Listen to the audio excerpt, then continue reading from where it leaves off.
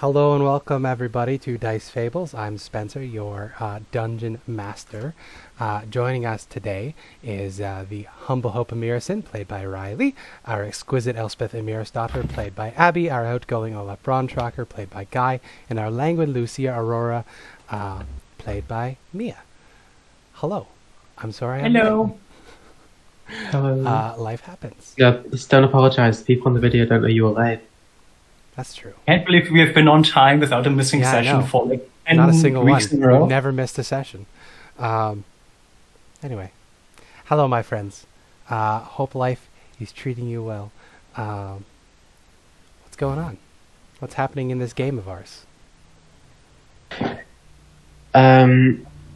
Everyone hates Elspeth, Elspeth's having a especially rough Lucia. time on like 3 different fronts at the same time. It's really, really bad. Yeah, we almost died. Yeah. Thanks, Elspeth. You're What the welcome, fuck? everyone.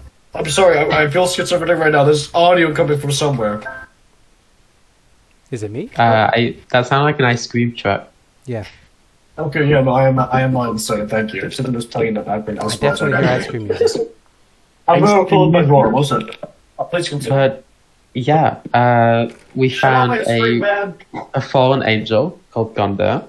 Yeah. I don't know about fallen Probably a Valkyrie. Dead angel. Yeah. Yeah, sorry. Not a fallen angel, a dead angel. And I picked up her helmets. She tried to Oh, fuck. like fuck with my mind, take over my body, but I'm just that good. I resisted. Yeah. Queen. And yeah, we crossed the bridge. There was nothing bad happened on that bridge. Nope. Nothing bad happened on the Nothing bridge. bad. Elspeth just happened to lose like all of her HP. But yeah, now we're good. We're fine. We took a breather. Yep. Took a rest, and I think we're gonna continue heading on to Kiss About. That is correct. So we have another rare magic item to add to your other rare magic item. Your vicious Ooh. trident. I couldn't remember who got the trident. Who ended up with the trident last I time? think Olaf. Oh, Yeah. Olaf the Trident King. You could have Elspeth be a trident swinging badass on the Pegasus with a I- helmet. I don't have proficiency, unfortunately. Maybe Can't I'll wait to get multiclass. that. Yeah, it's a martial, unfortunately.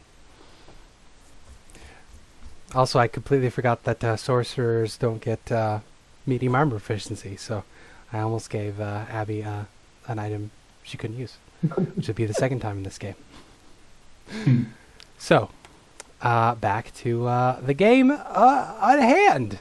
So, it is, at this point, you're probably looking past noon. So maybe like a 2 p.m., maybe like a 2:45. The sun is still pretty warm, but like we determined previously with the rolls, it's not too hot today. It's perfectly average for this time of season, but there's not a lot of wind or rain. So you find yourselves on the map, which I will bring your little player token to. There we go. Boom. As we load in, you can see you're at Atag Muhaha. Even as you sit here recovering, you can hear the laughter of the monkeys begin picking up again as one of them tells a monkey joke to the other one, and they start laughing with each other. Did we end up taking a short rest? Not yet, but you certainly can. I think I'm on 7 hit points, so it would probably be best Yeah. unless we have some healing.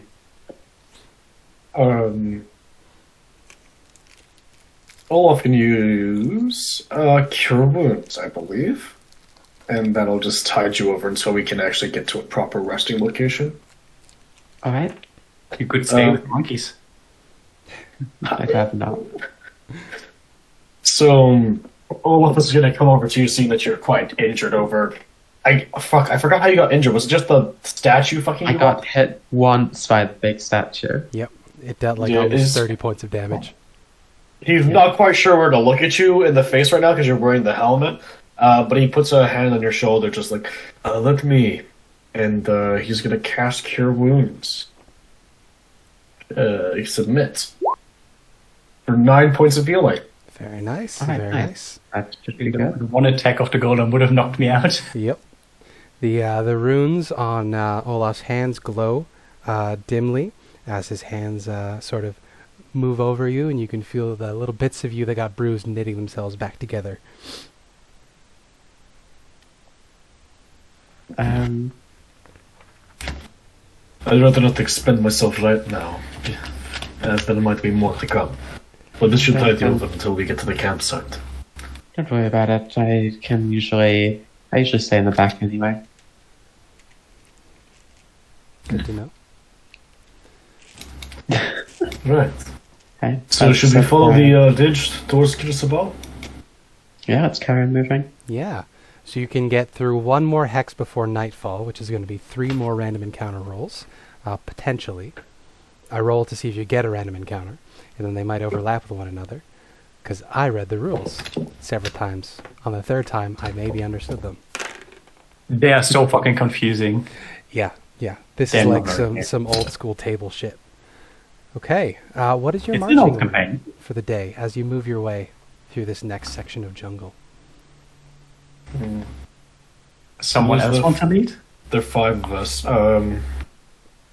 I guess I can at this point. Okay. So Azaka's definitely going to be up at front since she is your guide, even though you didn't pay her.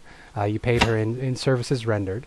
Mask. She's still creepily wearing the mask. No expression on that mask, just that stoic tiger face looking back at you. Hey, he's not scary. Cute. Exactly, yeah. So, Olaf, you're beside this, almost 8-foot tall woman up at the front, moving your way through the jungle. Oddly, she makes almost no sound as she moves. Yeah. Guy, why don't you give me a survival check as you're walking to see if you can keep track of where you're going? Sure thing. Yeah, I'll give you advantage because she's helping you. Good, because I have a -1. 1 second, just need to click the advantage button. I got 12. All right. Not too bad. True. Lucia is generally going to be at Tazaka's side most of the time.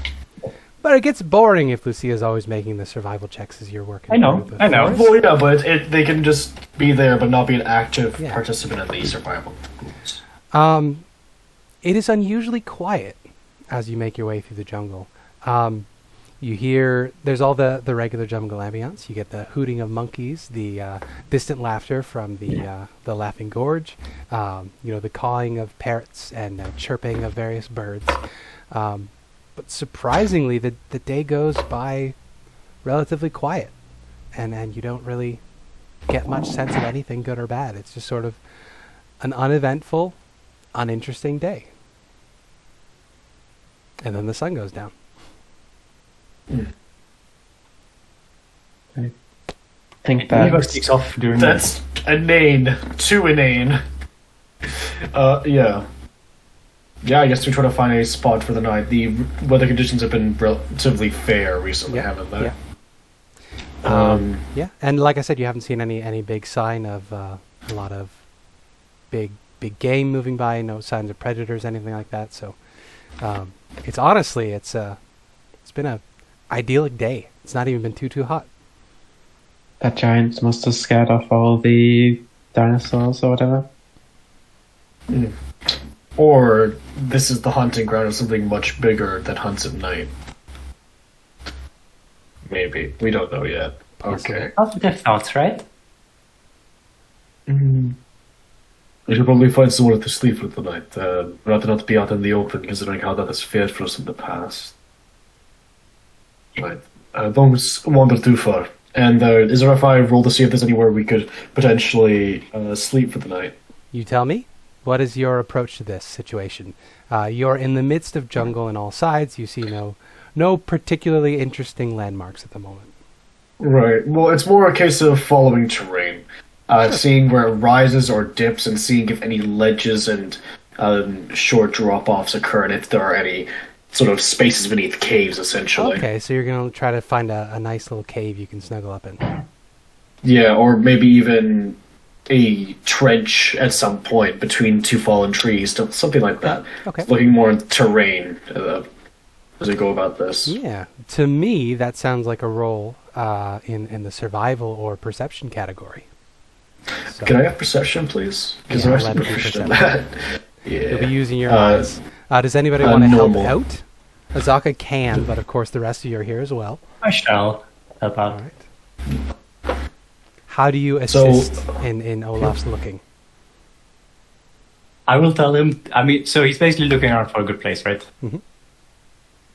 I will just try to give him a different angle since I'm a bit lower and I can see better in the dark. Perfect. So I basically tell him to focus on like the light and high up spots, and I focus on the lower down spots. Okay. Yep. Yeah, so just a division of labor. Division of labor. So, We love it. Yeah. yep, so is that an Labor, the best advantage? flavor, and it's free. Wait a minute. No, I didn't agree to that. Hold up. So yeah, that's a perception at an advantage, I'm assuming? Reception with advantage. 7 and a 5. Wow. Yeah. That's terrible. So you definitely find a cave, and it seems pretty safe. Oh. Is there a tropical bear in there? I don't know. You find a cave. It's relatively safe. I mean, it's it's partially a rock cave. It would have been a hole that a stream went through at some distant time. You can see that it's been water eroded, but the stream's long dried up. There's a fallen tree that made it hard to spot when you were first passing by. So there's this massive tree that's just sort of fallen over and is rotting over top of the natural little cave. But the cave itself, it's more of a, like I said, a natural drainage hole. But yeah, seems fine. Well, I'm not doing this alone. I am getting Lucia's help, so I will point this out to Lucia and go, Lucia, I found something. Do you think it's good? Just sort of standing in front of the cave, maybe getting mauled by a bear when Lucia comes. Can I see anything in the cave? Yeah, you want to peer in? Give me a perception check Sure. with your eyesight. 17. You are looking Because I'm into the guessing- dark, so it's not a disadvantage. Yeah, it's pretty damp in there. There's quite a bit of moss. You can see some funky-looking mushrooms growing from the ceiling under where the tree fell. It looks a bit wet. Mushroomy. Actually, does anyone have an idea what kind of mushrooms those are? Because I know in the Underdark there's a lot of sentient mushrooms that can actually, well, eat humans. True, true. What? How did you survive down there? I didn't. That's why I'm not there anymore. You know what? You make an excellent point. I think We do have a herbology book, don't we? Or is it a herbology No, book? Yes, you I have. Oh wait, that's right. You do. I was going to say Yes. Levi also is knows the area pretty well, so they would speak up and say, "I know a little bit of the flora of the area. I could maybe help somebody." Wonders, wondrous jungle almanac. Yeah. So if you want to make a nature check with advantage, you certainly can. See if you can identify what mushrooms these are. I think it was actually what it I was. have a +3 nature. Should I do it then? There's advantage to treat jungle disease and it gives information about flora and fauna. Mhm. Yeah, he can give you the book. See if you can figure it out. Olaf will look at it. He's got his goggles of night on. And he's just flicking through the book, trying to see if he can line up what this Comparing is. drawings. Yep. And it's like, God. I think I'm illiterate. What the fuck is You're happening? pretty sure they're. You've never seen them. They don't seem to grow upside One down sec. based on what you've read, but there's a type of cremini that grows in this area, so they should be edible. But they should be harmful. I just want to roll it again. What the fuck? I rolled it as a test, but look at that. That's so much better. The first one was an 8, bud. That's what it was. I know, That's what it is. I know. It's an 8. It's No, an you're 8. pretty, I know you're that. pretty sure they're a variety Yeah. of cremini. Like, they're upside down, which doesn't seem to be a thing. And like the color's off based on the description. These are more of a yellow whereas cremini tends to be more in the grays or browns. But you're pretty sure those are edible. Okay. It's not a catastrophic failure. He's not just going to eat them.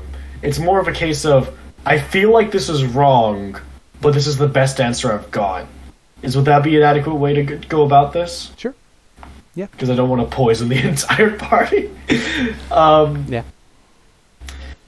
My best guess is this one here, but I don't know. Honestly, I feel like the first time I've flicked through. The party should be called the gastronomically challenged at this point. You keep running into intestinal issues. Yeah.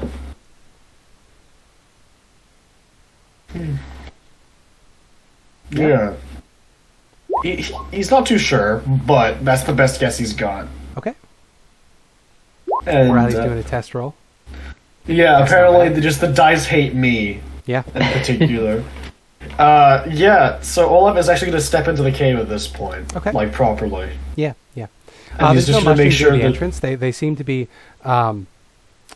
it looks like there's gunk from the rotting tree seeping through the dirt of the ceiling, and the mushrooms are sort of growing off of that gunk. Okay. Could I cast like light on rock and just throw it into the cave? Like, Yeah.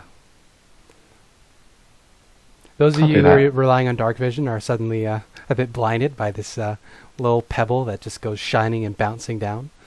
Are you trying to determine anything specific? I just want to get a better look, make sure there's nothing like hiding in the ceiling or anything, Yeah. no sturges waiting Perception for check. us.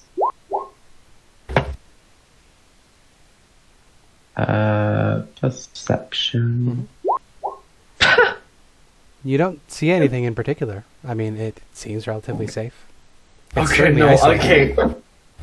Oh, it's gonna be Sturgis, isn't it? We're gonna have the worst fucking time again. No. I'm just gonna walk into the cave and put my like bags down, lean against the wall.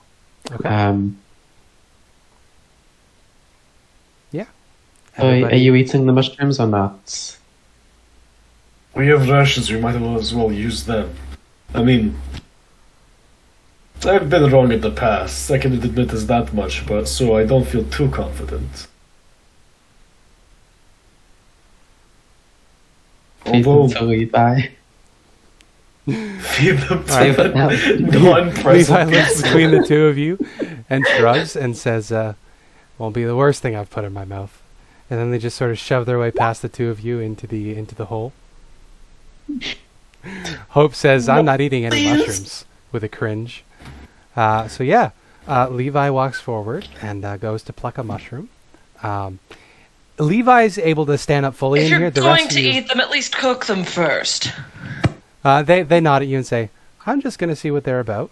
Olaf says they might be edible, so as I was saying, Levi can No, easily please, stand up. we But the rest of we you can't tell how that we killed their character The with whole- mushrooms. is only about 4 feet wide, so the rest of you are going to have to squeeze a bit to get in here.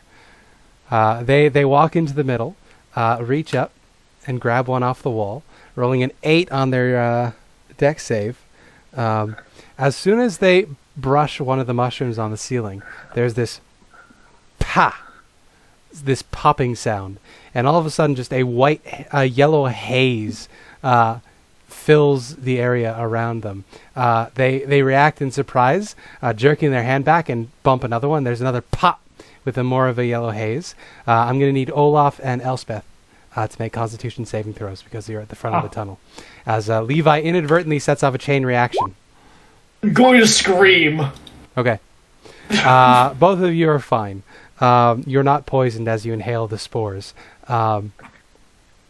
Levi also rolled a 16, so Levi is also not poisoned. But yes, you learn that these are not in fact edible. They seem to be some sort of spore-carrying variety of mushrooms that explode with quite a bit of force. So Levi emerges from this cloud of yellow just looking like they're covered in yellow ink. They're stained quite badly. Yeah, they come out of the tunnel, out of this haze. They open their eyes, they cough, and there's just this cloud of yellow, and they say, I don't think they're edible. Yeah, I think I'm gonna sit outside. All right. They nod and say, "I'm gonna look for a stream." Right. All right. I'm just gonna like sit down up against the tree, take the helmet, put it in my lap, and just attune to it like that. Sure. You try to take the helmet off, and you reach Oh, no. down on the rim, and you can't seem to find where the helmet ends. It feels like your neck just becomes metal where it reaches the plates of the helmet. I've been completed. And you begin... Actually, let's get a wisdom saving throw as you notice this, as you try to pull on it. 19. You don't freak out, but you realize, to your shock and horror, that the helm seems to have merged with your flesh, and you can't remove it. That is disgusting. Yep. Cursed items. God. Ah. Sorcerer. Yeah. Don't worry, Wow, we'll find a curse Mia- item for Lucia. Mia just hates me. I feel like this is a good turnaround from the Curse of Strahd, where I had the winged character that always did fucked up shit, like murdering people. What fucked And up you shit had have the I done? judgmental Drow. Yeah. The rest I of am you the watch judgmental Drow now. as Elspeth sits with her back against this tree, fiddling around with the helm. You could just see the eye sockets in the skull. Of course, the helmet covers most of the face, but the part of the visor where the eyes are, you just see the sunken eye holes of a skull. And if you spend too much time looking at it, you realize that like the physics of it doesn't really make sense because they seem deeper than would be safe to have on Elspeth's head. And they're empty and hollow, and every once in a while there's just a dance of electricity shocking across them, but otherwise they're hollow and empty. Hmm. But yeah, you gonna take this time to attune to it. I guess I will. All right. I feel like this is like you're being blackmailed into attuning to it Yeah, somehow. you already had helmet stuck on your head the whole time now. It's definitely a cursed bad item with a sentience that wants to take over your body. Might as well attune. You feel the presence come up behind you again. There's just this overwhelming, almost wind buffeting you inside of your mind, and you hear the distant flutter of wings and that voice again. Amirasdottir, you would try to take my power again. Yes, and are you going to try to stop me? My power is not for mortals to wield. I have a mission. Well, I'm not just a mere mortal. What claim do you have to blood? My mother was a devout servant of Thor, and I am infused with divine essence. She scoffs in your head, and she says, there are many such bastard children of the gods, even if you are from our stock.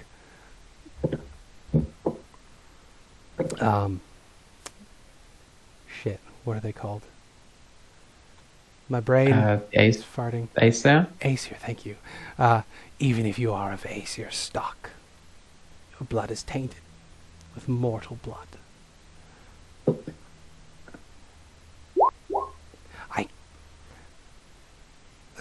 The power of a Valkyrie is not meant for mortals to wield.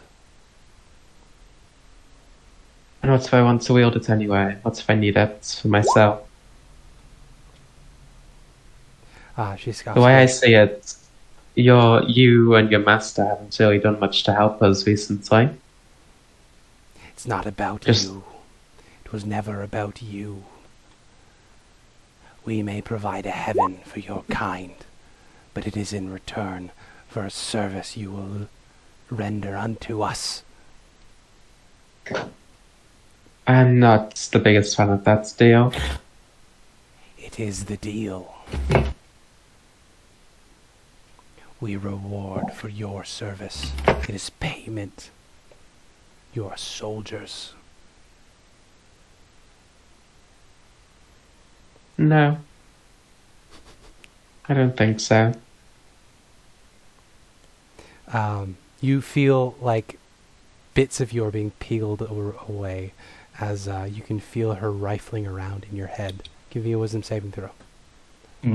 Oh, God. Eventually we'll fail. Why is she getting Buffalo Wild Wing sauce all over your brain folds?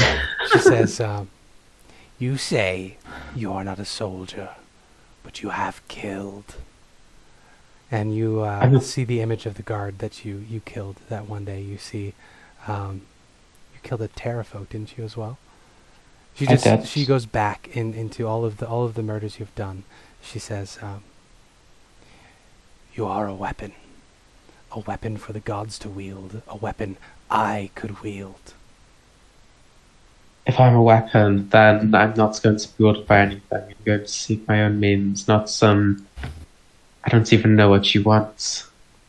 I want the ring to stop Fimbulwinter, to forestall Ragnarok. I'm going to use the ring for my own means. This prompts genuine laughter, and she says, no mortal can resist the call of the ring. The ring was forged by the gods of ice themselves. At the dawn of time, it is foretold the Norns are never wrong.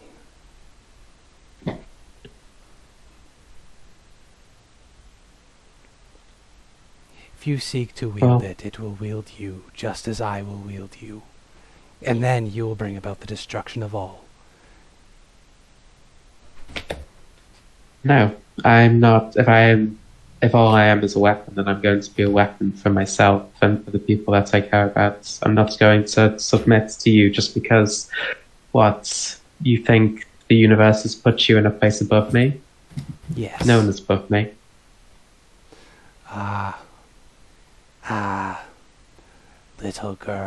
Little girl. You do not wish to have this fight. And she begins pressing in. So we're going to have now is a charisma contest. Okay. I love the idea that, Elspeth just sat there and there's just a conversation happening without her. Yeah, you watched as she was sort of pulling at the edges of the helm on her head. So, charisma roll. Pretty good. Don't think I have a character sheet for a Valkyrie. So I may have to roll this. I know what her charisma bonus is. Yeah, no, I don't. I haven't made one for her in Roll20 yet. So I'm just going to roll it out here. Her charisma is a +5. Oh, God. So that's /R. Okay. Boom. Oh my. Well, that's a 21.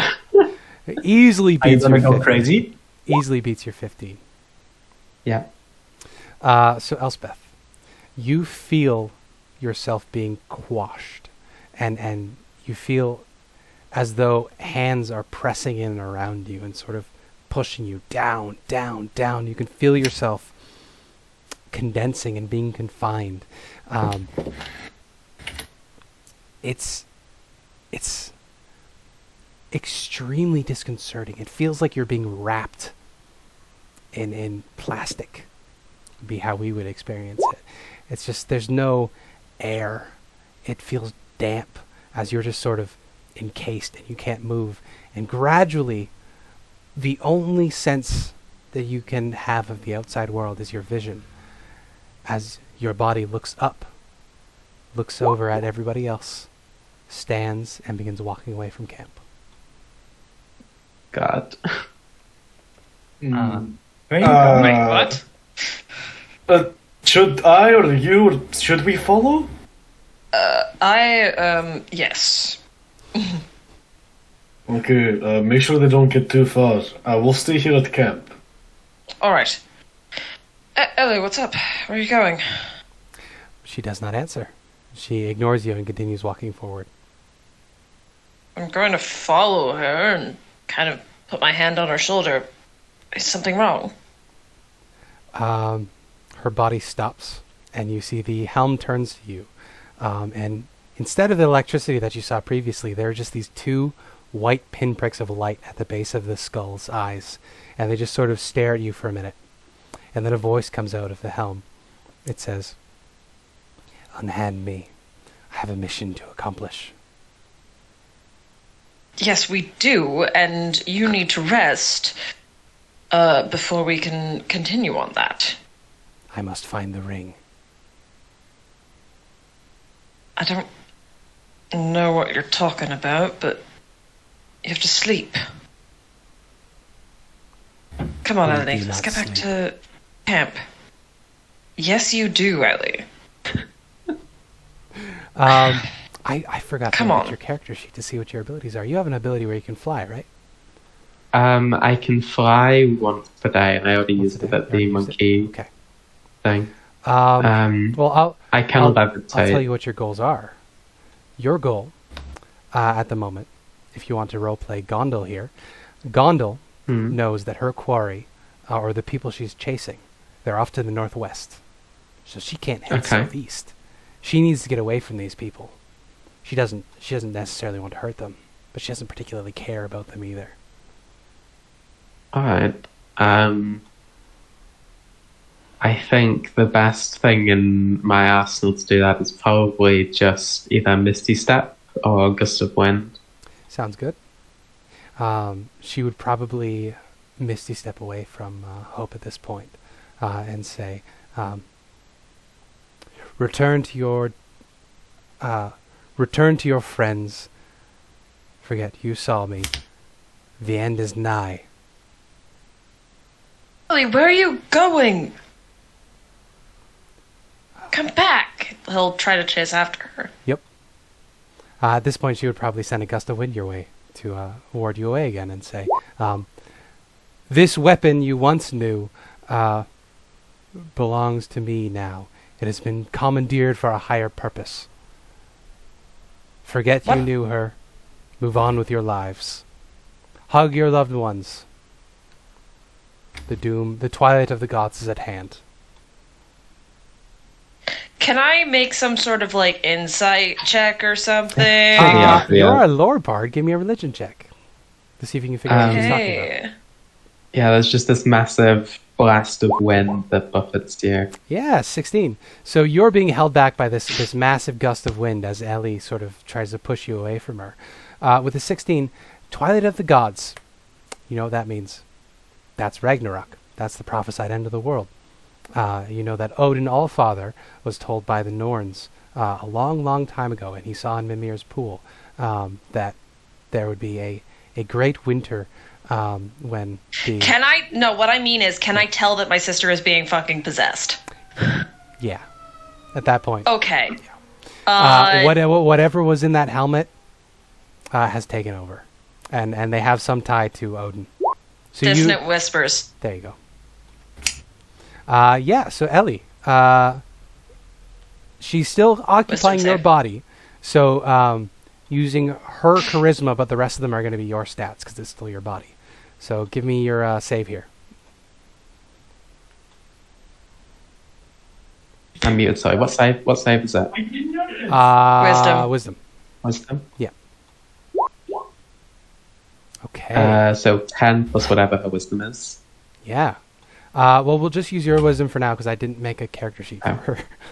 Alright. Thank you. Her charisma is 16, and she has a +2 proficiency bonus. Yeah, I have 16 HP, so I am conscious. There you go. Yeah. So I'm gonna rush over to her and pick her up, cast Spare the Dying, which is a cantrip, and run back to the rest of the group. Kind of, I don't know if I could really pick her up, but like trying to Did you? carry her. Okay, that's not what I My meant when I. sister's been possessed. Oh. I don't know what to do. The helmet Fuck. possessed her, and I don't have the magic to fix this. If they're possessed by someone. Maybe we can reason with them. I I think it's the helmet. The fucking what? It's the helmet. Oh, It's gotta alright, be because it. that's Okay, like so the- wait. How possessed? Can they use your sister's magic? Yes. All right. Do you know what magic they can use?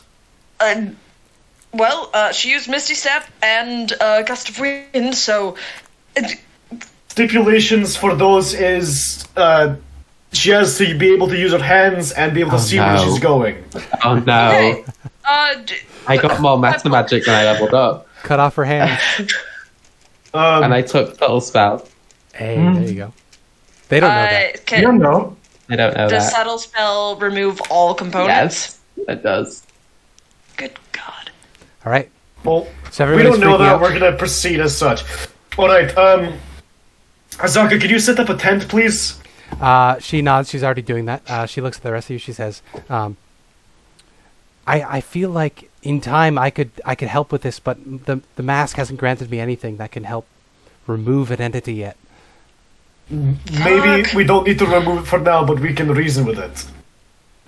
All right. Do you have any idea how long she's going to be out? Until we wake her up, but just tie her up for now and. Can you even blindfold that thing? It's at least an hour, I think. Take a sec. Give me a medicine check, Hope.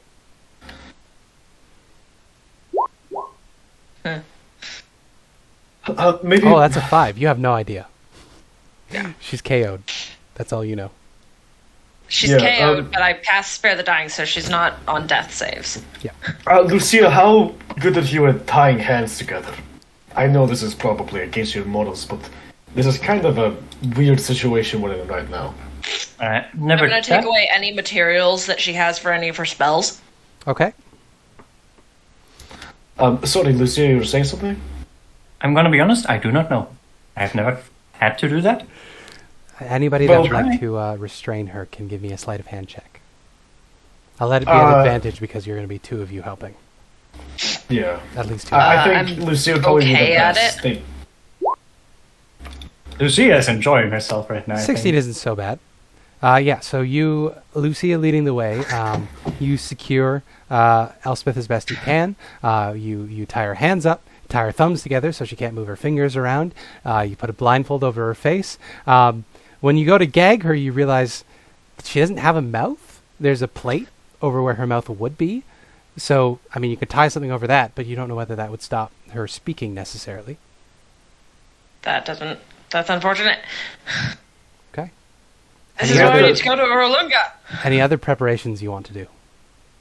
Basically, the tent needs to be done in such a way that they can't see the outside of it. So they can't misty step outside. Okay. That's Azaka sets the- up the tent. So you're inside the tent. She's blindfolded. She's tied up. All material. Tie her components are legs together removed. as well. Tie her legs together as well. She's this. She's a little Elspeth sausage. Yeah, but it'll be sat Hope, upright. So How are we can have you? a How are you conversation. feeling about all this? Extremely stressed. Yeah. I'm Give me a. We'll call it a charisma saving throw, real quick. Okay, yeah. You're not freaked out by this, but a memory comes back to you. A memory of Elspeth when she was very, very little, when the 2 of you were very little playing around. You're playing hide and seek, and you remember Elspeth tried to climb inside of a cupboard. And unfortunately, the cupboard got jammed shut as she climbed in there, and she was stuck in there for hours. And you remember she was deeply freaked out by this. Not to the point of claustrophobia necessarily, but yeah, seeing her tied up like this and stressed out is reminding you of childhood times when Elspeth was a rambunctious child that got in trouble quite a bit, got herself in lots of issues, but you're always there to help her out of them. Mm-hmm. You know, he's not doing well. okay. Best thing we can do is wait for the thing to wake up. Hopefully, we can reason with the being. Your sister's It's as if she's in the back of the wagon right now, and someone else has the horse's reins. Does that make It sense? felt like that. You're right. Okay. Okay. I think it's the whatever force she dreamt of last night. I don't know how much leverage we have, but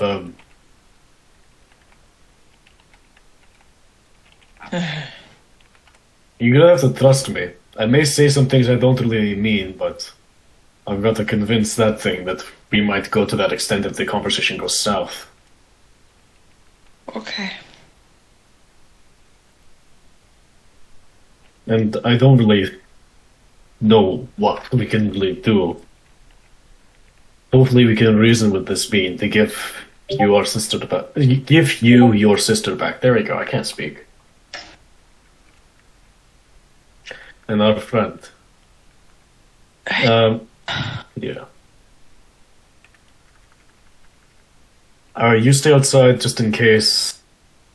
And I'll sit and wait, Okay. I guess.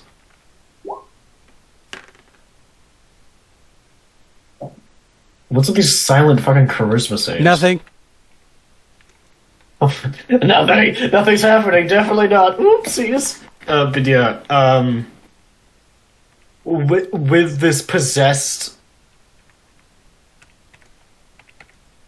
With this possessed thingy. Yes. We're just gonna wait until the entity wakes up. If that Okay. takes longer than an hour, we're gonna try and wake it up. Okay. It definitely takes longer than an hour. I rolled a number on the D4 here to see how long she's unconscious. So an hour goes by. You're getting pretty tired. It's probably midnight at this point. Well, we're not doing any strenuous activity. We're just waiting. Yep. So. But you said you're going to try to wake her up? Yeah, I'm gonna try and shake the thing open. Like saying outside the tent, they haven't woken up yet, I'm gonna try and shake them awake. Okay. And move over. Without opening the thing, we don't want Missy Step or anything like that going off. Going to just shake them awake and see if that works. Yeah. I need one more thing from Abby. Whisper to me if you don't mind. It's her last will and It testament. doesn't seem like rolls really... It doesn't let me do rolls privately, which is annoying. You can You should be able to set them to the GM. I mean, I don't think the GM can send rolls privately to people. Not directly to people, no. Yeah. I think But at least. Abby, if you want to make one more private roll to see. I It's not private, but don't know. I have it okay. set to GM, but it's not rolling yet. that's okay. Regardless, you are in control when you wake up. Alright. What do I see when I wake up? Yeah, blindfold, you see fabric. Oh, You sure. can't move. It's hard to breathe. You feel like there's something covering your mouth. It's quite upsetting. Yeah, I'm gonna just wake up with a jolt and just take a deep breath. Oh, calm down. Where's Hope? They're waiting outside. Am I speaking to Elspeth? Yeah, yes. Hey, can you tell us what's going on right now? Yeah, this the Valkyrie in this helmet. She wants to use my body to find this ring in I don't know where, somewhere. Did she give any specific details? It's forged by gods of ice. It's if she has it, then she can help stop the apocalypse. Okay. Olaf is a bit And troubled by this, based on some of the things he's been seeing recently. And or cause the apocalypse, I think. So the ring causes the apocalypse, and by having it, they can prevent it causing the apocalypse. Yes, I think the Giants probably want it as well. I'm not sure. The Giants? Yes. Okay. You can understand how this is all very concerning, right? I understand, but I'm more concerned about the fact that I just lost control of my body and my brother had to knock me out. Yes, and that's why you're tied up right now, in case when you woke up it wasn't you. I think we need to speak with the Valkyrie. No, I'm not bringing them out. How close are we to Kiss about? Spencer, by the map, this is probably a day trip left over, right? Or 2 days? 2 days. 2 days at least. Yeah. 2 days and a bit. 2 days, and I'm not dragging your unconscious body for 2 days. I think as long as I don't provoke her, I can remain in control. It's just a moment of weakness.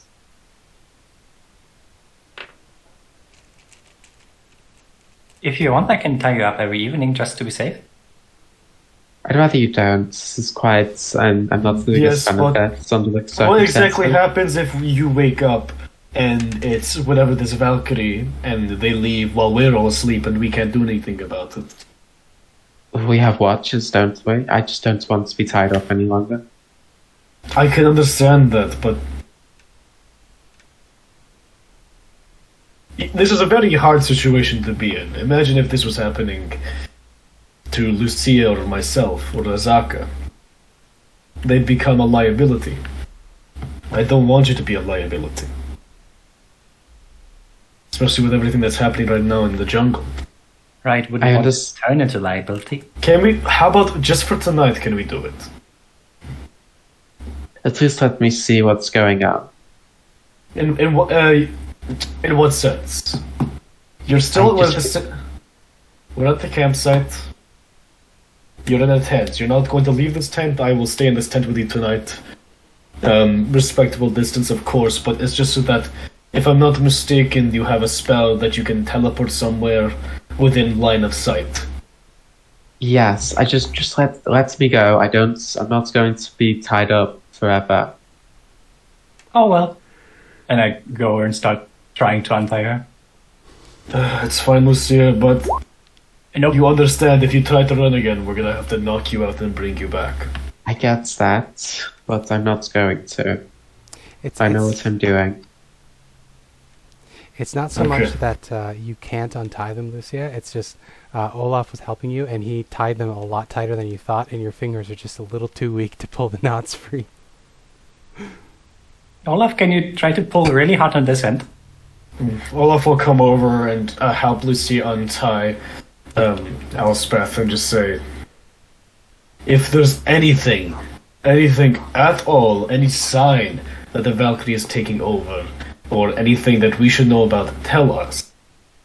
I don't want to be finding out about it too late. If she speaks to me, I'll let you know. But I think we need to get to that oracle. They sound like they might be able to help if no one can get this helmet off me right now. Azaka said they might be able to help, but in due time. They still need to learn more about their abilities at the moment. Okay? Right. And Olaf will get a bit fed up with the final knot, take out a dagger, and just cut the rope. There you go. Pulling her free. I'm sorry if that was too tight. It was pretty important, I believe, if the fact that your brother had to knock you out and bring you here.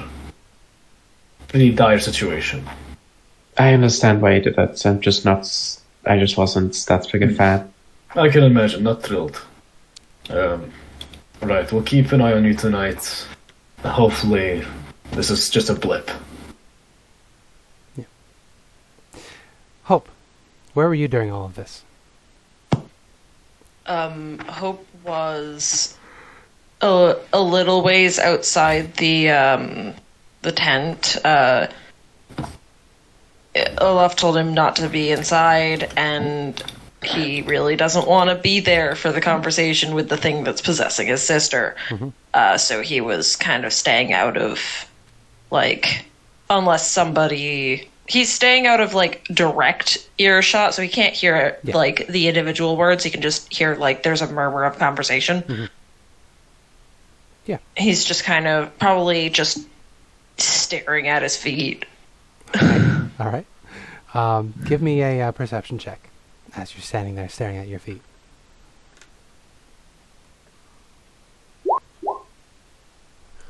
Not too bad. Pretty Not too good bad. perception.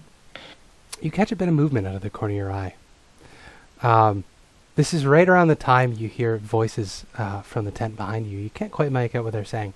But you look up into the darkness, and you see this little bit of motion in one of the bushes. Looks almost like a carrot or parsnip, because it's pretty pale. You're using your dark vision to see it, so it's in black and white. But there's this little, like, looks like the top of a carrot, just sort of bobbing up and down as it slowly moves through this little bush in front of you.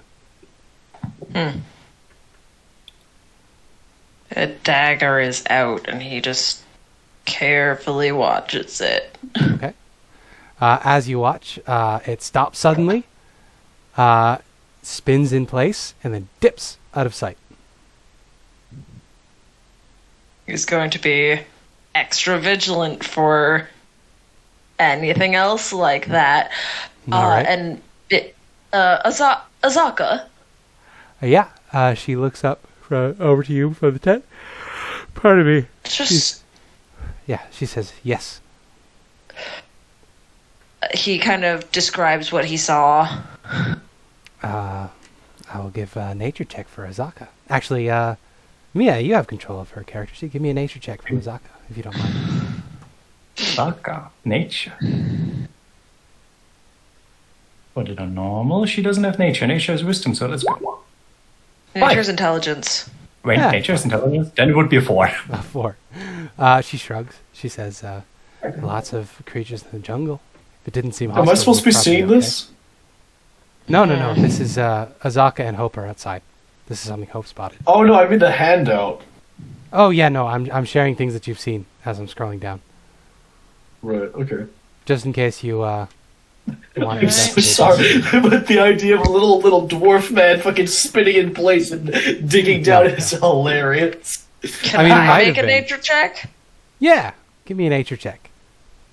Nature or religion? Nope. Probably. No, unfortunate. So I guess they just kind of stare out into the jungle together, trying to catch if that happens again. Yeah. Azaka will call it to you and say, your sister's woken up. They're untying her. I think she's back in control. Oh, that's good. She nods. I was trying not to think about it. Yeah. I wouldn't want to have to kill her. She's my sister. Awesome thing to say, Azaka. You're such a good people person. I had to knock her out, and it was terrible. Yeah. You doing all right?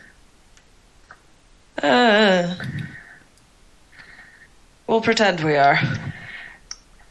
Sounds very confident. Well, I did expressly say pretend. Wow. Family's important. I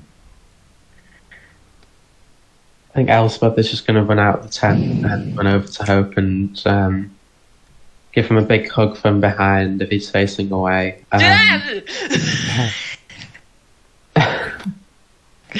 Ellie! I know, I'm so sorry. You can't do this to me. We need to get that fucking helmet off your face. I want to see your eyes again. Yeah, but I can't do it right now. Yeah. It's a bit Stupid stuck. thing possessed you. I had to. I'm sorry. No, I had to you hurt did the you. right thing. I didn't really feel it anyway, only a bit. I want to sleep. Can we sleep? Yeah. All right. With that, everybody settles in for a night of rest.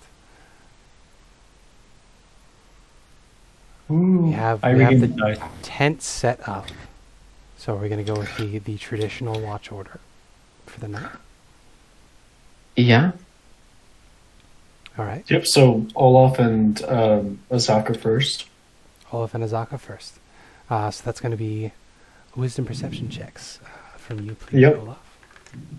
Is that going to be Olaf's or Fenrir's? Just checking. It can we be said- Fenrir's, yeah, because he's helping. It can be his modifier. Yeah. Normal or advantage? Hope. We Just said be advantage. an advantage if there's two people on watch. That sounds Hope mentioned reasonable, the yeah. thing that he saw. Hope explained the thing that he saw to everyone else. That works. Yeah. And it's was it like a mandrake or something? That's definitely interesting. Kind of. Okay. Weird carrot thing. Yeah. It was like the end of a parsnip poking out of the bush that disappeared. Also, the Canadian really comes out when I say parsnip. Damn. Arsenic. Parsnip. Parsnip. Okay, 23. 23. Hot diggity damn. Yeah. The night carries on. You're reasonably sure there's nothing out there. Regular sounds of the jungle. Yeah. Nothing of note particular happens. No more parsnips. No more Apparently. parsnips that you can see.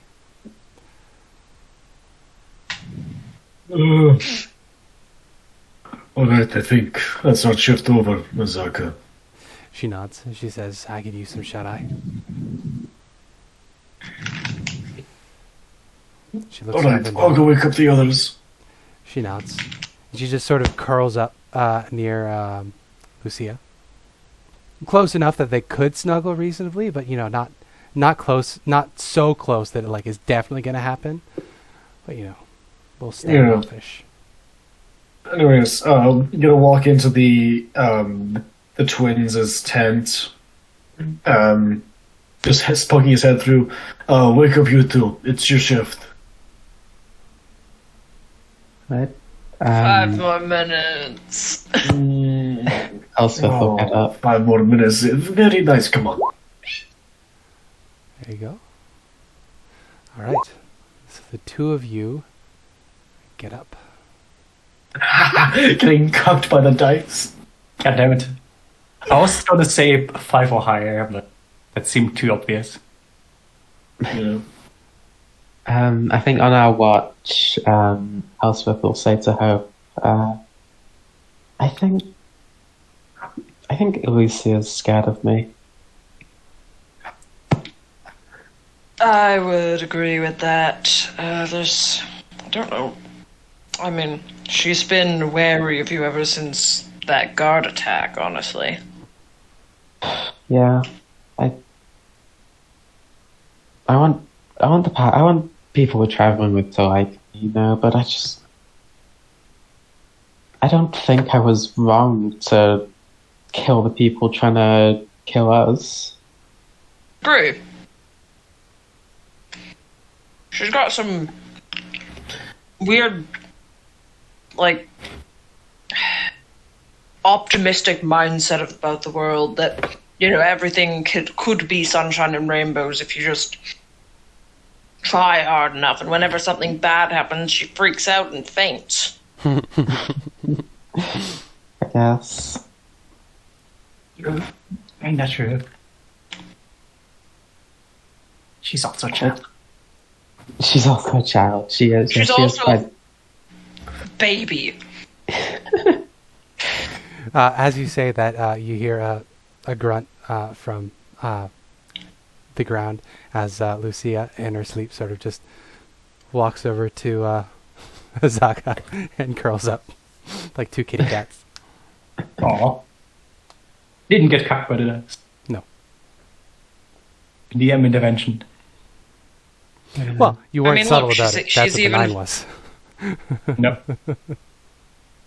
Look, she's even found her mom. My third one. Yeah. It's even my fourth one. Stalking moms. Hey, we stand lesbian moms on this show. It's a good show. It's a good thing. I mean, Saka seems like the kind of person who could be very lesbian. Olaf is He's the more only man member than of the most party men. that doesn't have two moms at least. Yep. No. That you know of. No, he has an We extended know. family in one big house. Olaf is the type of person that strikes you that would be swimming in testosterone. Like, Olaf didn't see a woman until like his 13th birthday. Just all bearded chins in all directions. Yeah, except some of those were women. Yes. I don't fucking know. Dwarves Like the everywhere. dwarvish women or something. Dwarves. Yep. I'll just say to her, I want her to, like, trust me, or at least like me, but it feels like, I don't know, I fucked up. I think I hurt her last night. I guess we can only hope that time fixes it. Yeah. Maybe once I get this helmet off, she'll be more, I don't know, willing to hear me out. Why'd you put the darn thing on anyways? Because I thought that it was magic, and it was just not the right type of magic. I thought that it would make it easier to survive and to finish our mission. True, we keep getting saddled with stuff that has really big drawbacks. Yeah. Did Mom have this many encounters with cursed items? I don't think she did. Or at least she didn't tell us about it. I think at her level, she could just kind of ignore the curse, just take it off, but we're not at that point yet.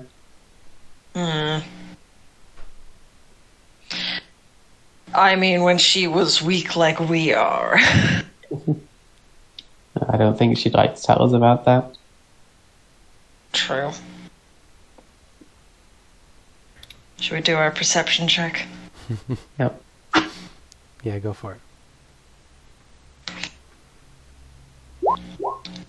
4. All right. God, these rolls It's with tonight. it's with You're both looking, advantage because so there's hope two of you can us. make one as that well. went. Yeah, you Or else you make can one make my another way. one. That works too. No, my rolls. Oh don't no, it- I think Hope should make it. Holy, yeah. So Hope, you're having this conversation. You're heart to heart. You don't notice anything in particular going on.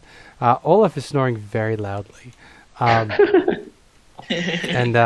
at one point he stops snoring, and there's a gagging, gasping sound, and then the snoring picks up again. That's all you notice. Oh got no, some- don't tell me so Olaf needs to invent the CPAP machine. He's got some post-nasal drip. It's fucking him up. You know, it's all the weather changes. His allergies are going off. Bro, I get nosebleeds in summer, it's odd. But yeah, you pass your section of the night relatively uneventfully. You don't notice anything terrible going on. It's just a nice, calm night. Alright. You go back to bed, I'll wake up Lucia. Okay. Hope goes over to Lucia, kind of gently shakes her shoulder. Hey there, kid. Your watch. Oh. Right. She gets up, stretches a bit, puts a blanket over Saka again. Yep.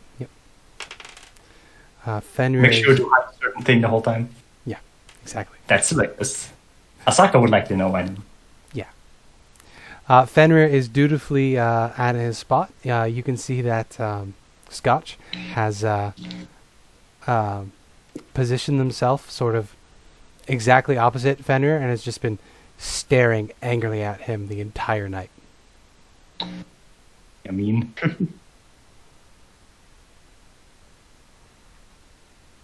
But yeah.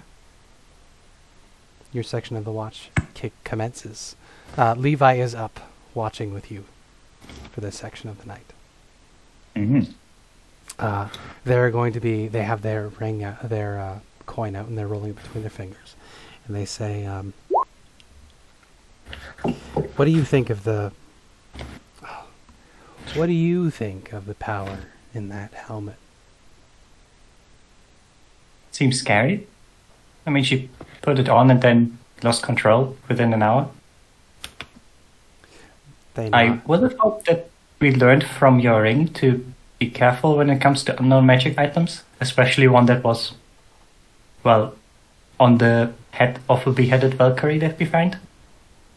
Yeah, it would be best to have some caution, but I mean, the rings worked out pretty well. You literally explode when you get hit. Just because it also hits enemies does not make it good. Did help with those zombies. But you have a point. I don't know. I don't see some weird entity overtaking her mind helping us with zombies. No. But you know, I've seen some stuff, and ultimately I think power is power, really. Good or evil. That's up to us. I think the question is Elspeth trustworthy? Power is the power. It's whether Elspeth can wield it or not. I think I've been very vocal with if I trust her or not. So with her actions currently, it just seems like she's endangering the party. She's a little reckless. In the city, it started already. Yeah. Then with her skydiving, where Olaf seemed like he was very absent afterwards. The thing at the bridge. Oh. To be fair, Olaf doesn't have a great constitution. Fuck you. I mean... Fuck you! I take your point, but... I mean, she might not look it, but she's a kid too. Really. I mean, you're all kids, really. Except for Azaka. She's old like me. How old are you? I'm curious if you make Hope and Elspeth out to be kids. Aren't they like pretty grown up for... Sorry. Yeah, just for Tieflings, and she's not really a human, right? Wait, I think I already know she is an Aasimar, yeah. Even without the wings. I think I noticed at the beginning because of my mother. Yeah, Levi smiles at you and says, I'm old enough to know some things.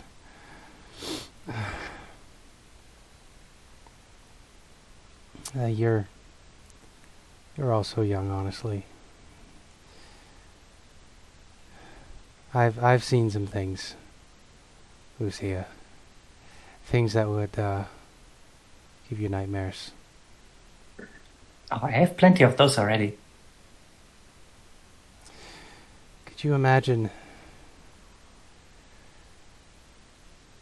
a person, but without any skin or any features, just fire and black eyes, deep, dark, staring.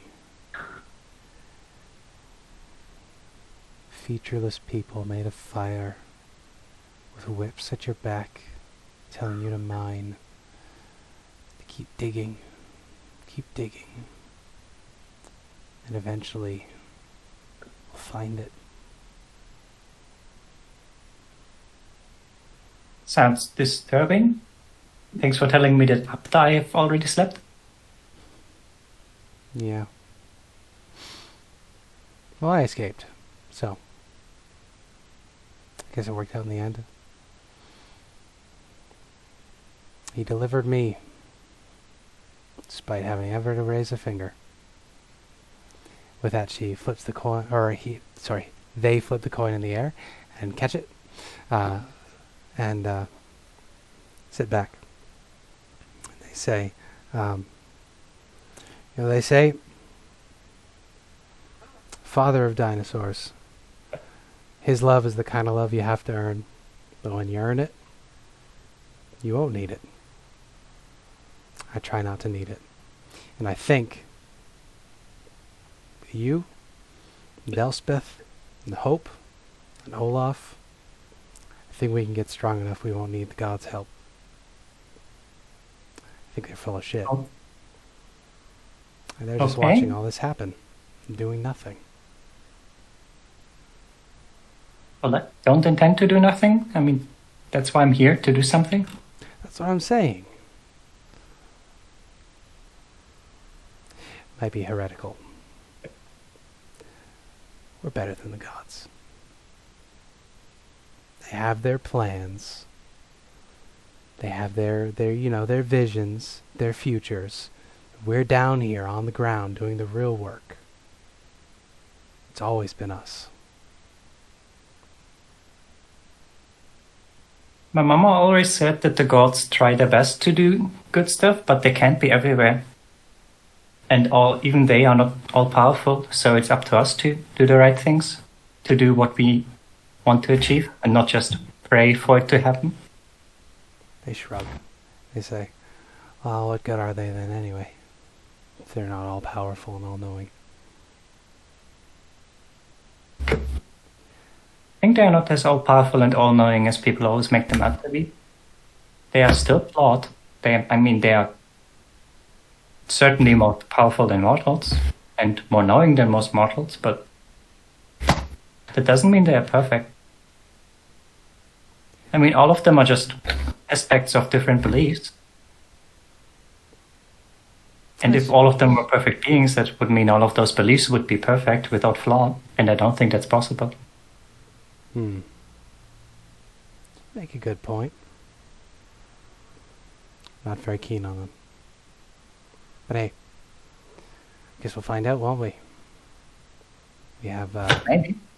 fate of the afterlife at hand, and apparently the end of the world. Twilight of the gods. Yeah, I would prefer if it was only one world-ending crisis that we tried to save the world from, and not two at the same time. Do seem to stack up a lot. I might know another one on its way. I'll let you know if I see any more signs of it. Great. Does it have to do with the faceless fire creatures? Yeah. Oh. At least it's not going to be cold. Well, not if they have their way. Anyway, we should probably be paying attention to our surroundings, huh? So they're going to help you keep an eye out with their dark vision. When you do. Not bad at all. What? Yeah. Nothing of particular note happens through the night. You do hear a bit of a rustling towards the end of the night, but you can't quite spot the location of it.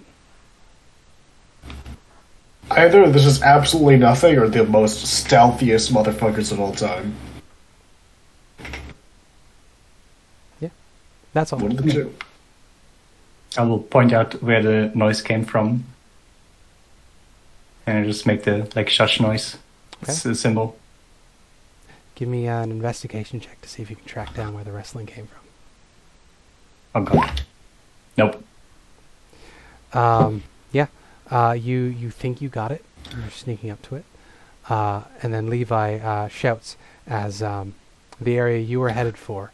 You don't see anything, but you look off to your right, and you see this little, 2-foot tall figure sort of push its way up out of the ground and look at you, horrified, then run off into the night. The figure that you see, I'm going to drop in the overhead here real quick. It looks like a mandrake root, but bigger and moving on its own. V. There we go. Ignore the thing next to it in the picture. Basically, this thing looks like if a parsnip had legs and arms. This little white parsnip, about 2 feet tall, emerges from the ground where it was trying to sneakily stealth around. It looks at you with its toothless mouth agape, and then just runs off into the darkness. Is it supposed to be the right thing or the left thing? The man-shaped one. Okay. Considering what it is, I'm pretty sure I would have no clue what it could be. No. The name is a gimme. It's a vegapygmy. You don't necessarily know that name, but that's what it's called. This little parsnip person runs away. scared of you. Bartleby! But you caught I it. just go back to Levi and I think I saw a walking turnip. It looked at me and then just turned around and ran away. They nod and they say, "Yeah, it's as big as I am." So I'm not going crazy. You saw that, right? Yeah. Let's get the others. I don't really want to fight vegetables alone. I've seen sentient mushrooms walk around, but they look very different. Well, that's interesting. Have you seen walking mushrooms? They look really stupid. Kind of funny. No. And then you suddenly fall asleep and they start devouring your skin. That's horrifying. Slightly. Not as horrifying as seeing a person melt into a dry dick, but it's Yeah. another horror story. Yeah. They have umber hulks where you're from? Sometimes. Yeah, they Well, I have those usually where get- we're from. They're pretty scary. You usually get killed by their tongue guards before they get into them.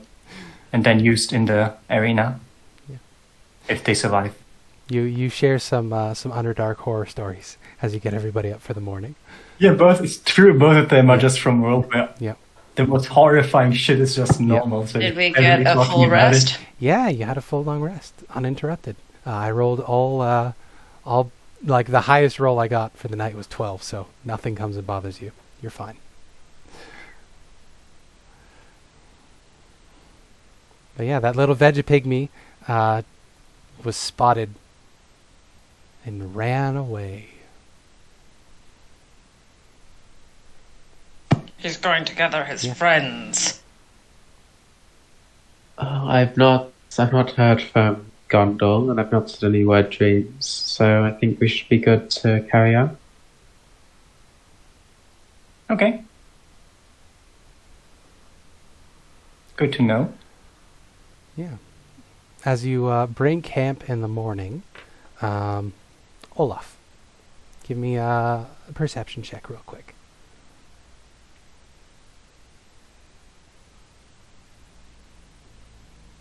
That's you, guy. You're muted. I'm muted, I was talking. Olaf does not look like he had a good night's sleep. He is gonna make a perception check. 19. Yeah. Your pack is open. Motherfucker. Yeah. You can see that your rations have been sort of turned over, but none of them are missing. It looks like whatever was going through here was interrupted. And nothing's missing, but they're trying to look through my stuff. No. With a 19, no, you can see that nothing's been taken, but it looks like something was rifling through your pack. Something was in our stuff last night. At least my stuff. Everyone check your packs. Alright, I'll check mine. Yeah. Give me rolls if you want. What is it? Perception but- investigation? Yeah. 15. Yeah. As far as you could tell, it was just Olaf's. It takes you a little bit before you put it together, Lucia, that spot where you heard the rustling was where Olaf was sleeping. Oh. So the veggie-pygmy was looking for some food.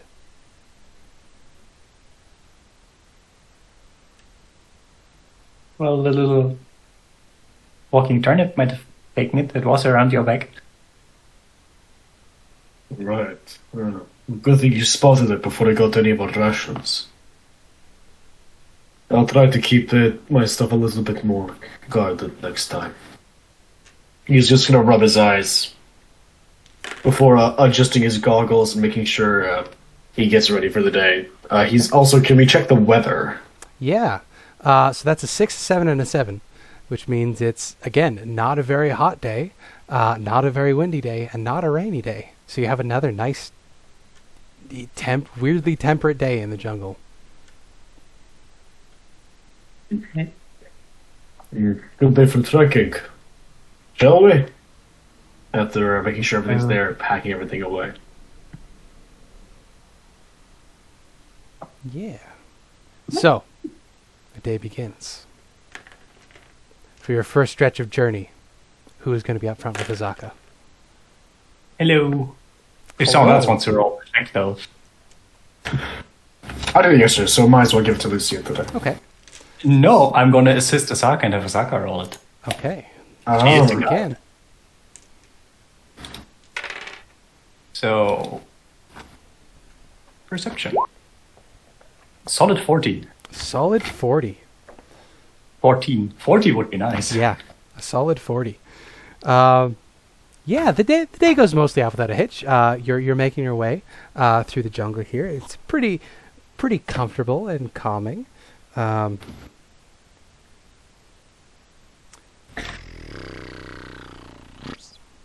Where are you on the map anyway?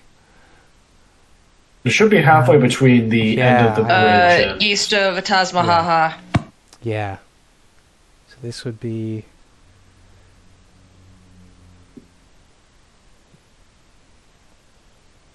Okay. So, you're up front, Lucia. You catch the sound of flapping wings pretty late during the day. You've been walking for a while. You've not been bothered by much. But yeah, the flapping wings are your warning. As you look up, you can hear the fluttering wings, and you see what looks like a cloud of bats descending upon you out of the trees. How do you react to this sight? They're about 60 feet away from you at the moment. They're coming at you from the direction of the sun, so it's hard to see. Get somewhere underneath a tree or something so they cannot dive from us. All right, hide from Creban spies.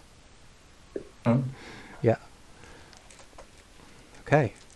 So, everybody, Lucia and Azaka have alerted you to something, a swarm of something approaching you out of the sky. Oh, Give me, God, not my stirred yet. No, that's not how Sturges operate. They usually find themselves in some kind of cavern and embed themselves in walls. These are flying openly. Yeah. Are we trying to hide? Sorry? Are you trying We're to trying to hide? hide? Probably. Okay. I'm assuming... Yeah, let's get under stealth a checks, tree. and it'll be a pass fair system. I'm not going to do the stupid average thing. I've listened to. I've finally caught up to Critical Role, first time in 6 years. So Hey, nice. they do enough group stealth checks that I have. It's been hammered into my skull how they work. Let me just make one for Fenrir. Eva. Fenrir gets a 3. Although I believe that's majority success. Yeah, so that's Depends on what the okay. DC is. The DC is a number which I'm aware of. Yeah, none of you fail. Oh my. So, Except for the wolf. The fucking Two clang out of three. Oh, ball. a 3, Jesus. Yeah, no. Fenrir is not doing a great job of hiding, but you pull him back. Maybe it's the Fellowship of the Ring sort of thing, where you've just you've buried yourself in the roots of a tree. Yeah, so this swarm of flying creatures descends upon you, but has lost sight of you. All of you have hidden well enough that you can get past their 11 passive perception as they're seeking you. Do you want to peer out as they're fluttering around you and try to get a better sight of them? Because you can make a perception check with disadvantage to see what's descended upon you. Or we could just keep it safe and wait for them to disappear. Or you can do that, I guess. Yeah. I want to know what they are, though. Okay. Yeah, but hear me out. I have played enough Call of Cthulhu that curiosity literally kills the cat. That's the end of the fucking, statement. Yeah. But Box of Dice isn't her, though. Yeah, because he's dead. No, he's not. He's alive. You don't know that. Definitely not been shanked in the dark alleyway or Definitely. overdosed. If anyone's gonna get shanked in a dark alleyway, it's gonna be Box of Dice. You probably tried shanking them first. Yep. I'll have to attend the Disadvantage funeral. perception check, Elspeth. Okay, You're just sort of peering out between the roots. 11. 11, yeah. With an 11, you can very clearly see they look like little men with wings, but they have tails. And then it clicks for you. These are monkeys with feathered wings. And they're fluttering around, looking for you guys very clearly. You see one of them lands on the tree right above you, and you start peering back and forth. And you see its little mouth opens, and it goes, ooh, ooh, ooh. Asaka, what does Calling a out to Sioux you. monster look like? She says, it looks like a human skull on a monkey. Oh, I thought, okay. I got excited for a second. Definitely not. Wait, the Sioux monkeys were at the fucking Mahaha Bridge, weren't they? They were not. Those were just your average little. Oh, they were the monkeys. other ones. Sorry, I thought they had skull heads. No, There they are had a like lot white. of monkeys here. Yeah, a lot of variety. They of look monkeys. like they're looking for us. Just like not. Did I get the impression they're not like? They don't look violent. From that image. Insight check. Wait, we have an image? Oh, that's Flying cute! What the monkeys. fuck? They're adorable. Yeah. They've got little leopard tails. It looks like a monkey. I mean, it looks pretty friendly. It can't be more than a foot long. You can't get a Okay, hear count me on out. them. Sturges are small. They're ugly and small, and they kill us. You can't get a things can count still on them, kill. but they clearly were chasing after you. And this monkey that you're looking at looks around. You see, it looks kind of sad. It scratches itself and then takes off and flutters away again. And as you're watching, they're beginning to circle back around. One of them calls out aloud, "Woo, woo, woo!" and they begin fluttering away. I feel like they. I feel like they're not. I think they have a purpose for finding us. They're not wanting to hurt us. I'd rather not take the chance.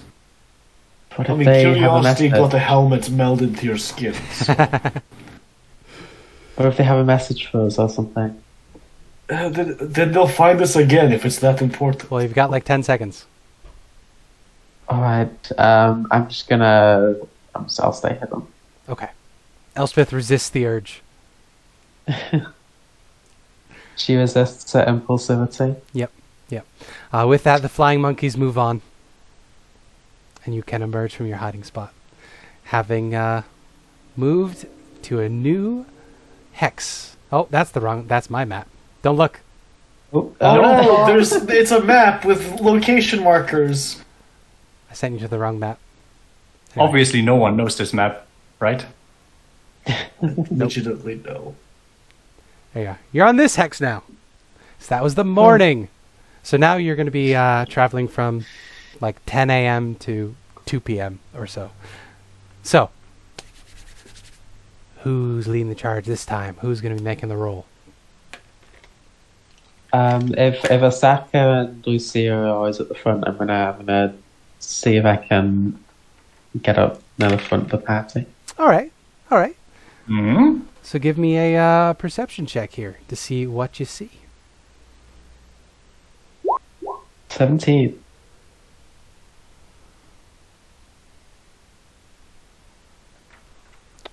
Okay. Something bad just happened.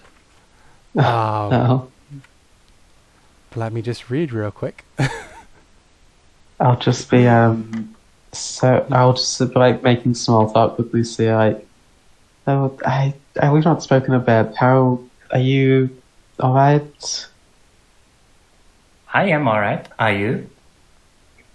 I'm as good as I can be, I think. How's the Valkyrie situation? I've not heard from her. Good.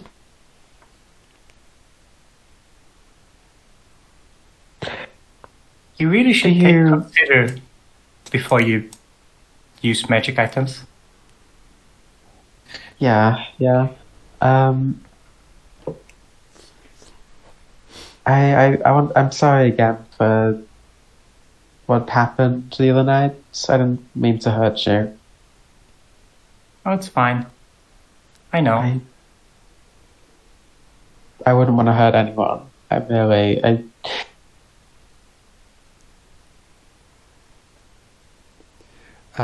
You are interrupted by a thunderous roar sound from overhead. And with your 17 perception check, Elspeth, you are looking at the right time up in the sky to see this massive creature fly overhead. Its brilliant red scales glisten in the sunlight as this massive red dragon flies overhead. Oh, wow. You can see clutched in one of its claws is some sort of chest or maybe a carriage that it's carrying in its hand. And it roars as it flies over the jungle top, far out of reach of any of you tiny, puny little things.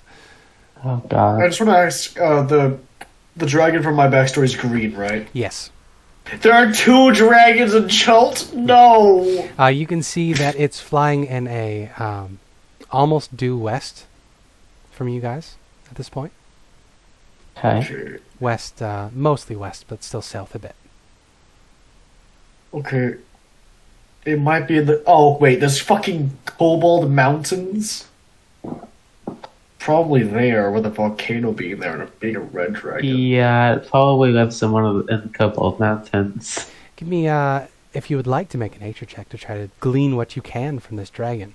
You also have a helpful book on Oh, wait. different types of monsters. monsters. Those kinds monsters, Yeah. go! Olaf flips it open. I'm assuming we all notice the dragon. Oh, yeah, for sure. Wow. So you can make a nature check with advantage. That's so As you cool. guys are looking up at this dragon Shut the fuck up. to see if Volo can help you. 18, yeah. Given its size, you would guess this is a young dragon, so it's probably in the couple centuries old. Generally, at this point, they're at their most aggressive. They tend to live in volcanoes. So this dragon's probably carving out a niche for himself in the local ecology. Red dragons tend to try to assert their dominance as much as they can. They're notorious fight starters. Instigators. Yeah. But this is definitely a young dragon. It's not fully grown yet.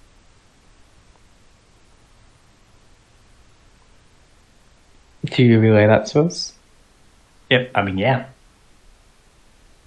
Didn't think a dragon would be in the jungle.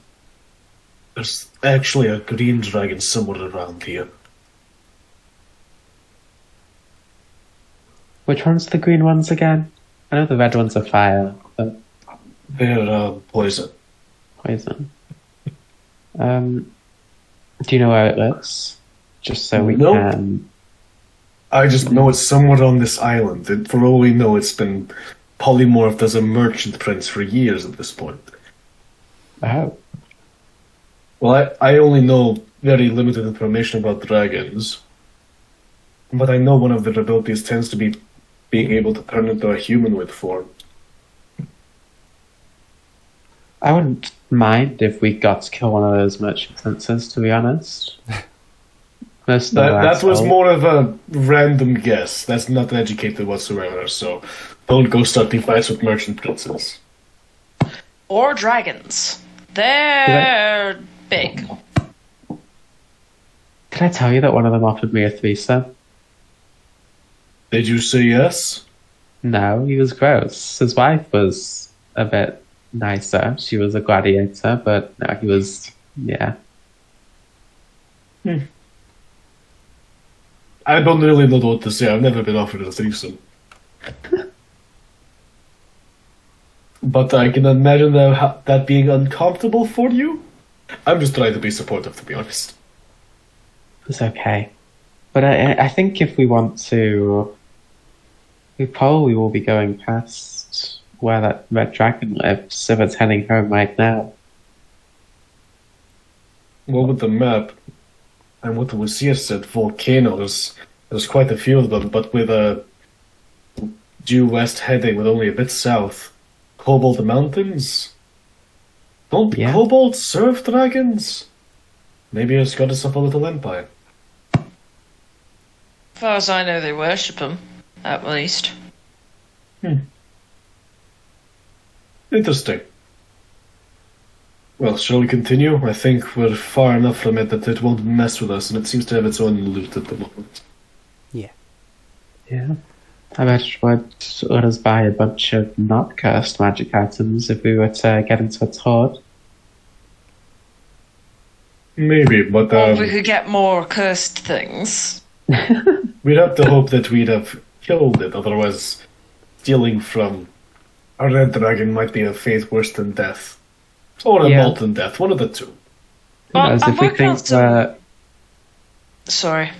if we think we're strong enough by the time we get there, we might be able to take it down, and that would be a pretty heroic feat, killing a red dragon all by ourselves.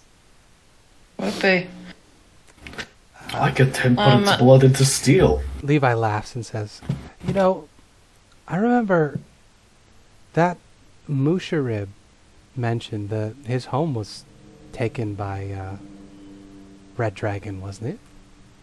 I thought it was salamanders. Did he? Salamanders. No, you're right. You're right. I figure salamanders. Maybe the salamanders speaking of, work for the red dragon. Maybe. Speaking of our cursed item issue, I'm working on some magic that can... I'm working on a story that might be able to fix that. Well, not be able to fix the problem itself, but it might be able to figure out whether an item is cursed before we put it on. That would be nice, Okay.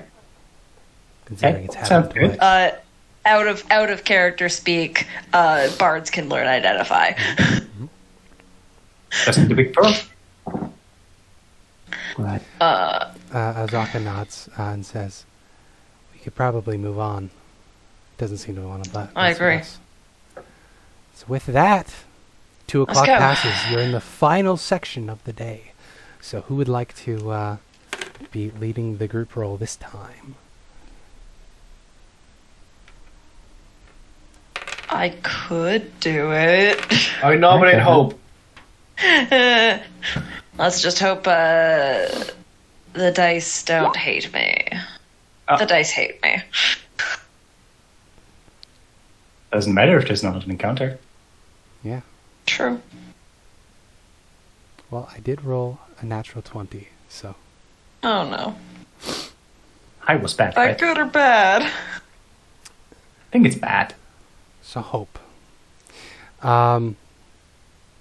What is your armor class? Sorry. 14. 14. It's not at all. Get eaten by blood. Okay. I'm about to immediately you're die. walking through the woods, making your way best you can. You're not necessarily at the front of the group. You're about the middle of the group. When all of a sudden there is a whizzing sound from the forest, and there is a plink as a crossbow bolt narrowly avoids hitting you. Under the 13. I rolled a 9 plus 3, so it was so close. It Damn, plinks off of your bonus. armor, and you hear a curse from the trees off to your right, and a furry face pokes its head up from the brush where it was hiding, and it says, "Oh my God! You are not the baboon I was hunting. Are you okay?" What the fuck? Oh, I'm sorry. I'm so sorry. You I'm got so called a sorry. baboon. You see, he drops his hands and stands up, and you see there is a scantily clad tabaxi man with leopard patterned fur, who stands up from the tree he was hiding in, and he says, "I was hunting a baboon, a big fat bastard with a big red butt. I not didn't a mean to shoot monkey." you. I'm not even descended from monkeys, You look, like humans are. you I'm purple. you walked in front of my trap. What do you want from me? I'm a hunter."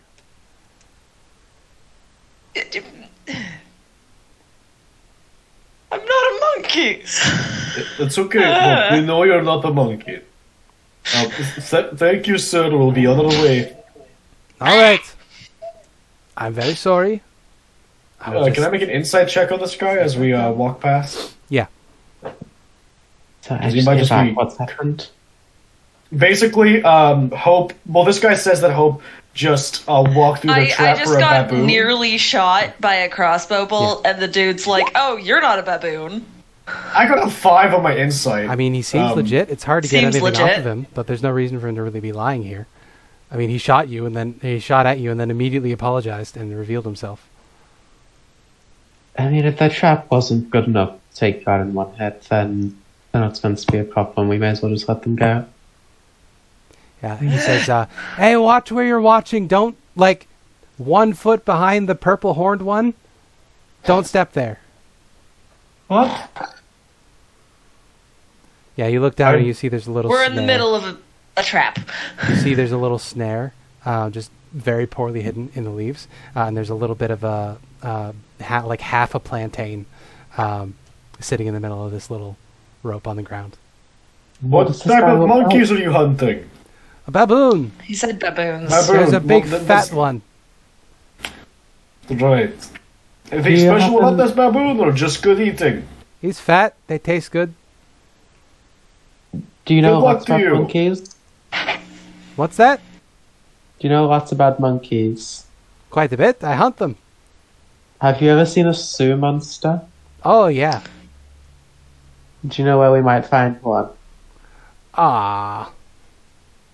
That's a great question, which I'm going to look up real quick. All good. Also, any knowledge about flying monkeys? We saw a bunch of them earlier today. Flying monkeys, they don't taste very good. Not a lot of meat on them bones, and they're hollow, too. Don't make good stews. Would they, if they were looking for something, why would they be looking for it? Oh. Well, I don't know. They're not very smart. Are they hunters? Not as far as I know. They can be trained. I knew a guy down at Fort Belurian who had a trained flying monkey. Could do tricks for him. Could someone train an entire swarm of flying monkeys? Maybe. He shrugs from his little hiding spot. Maybe, Okay. I don't know.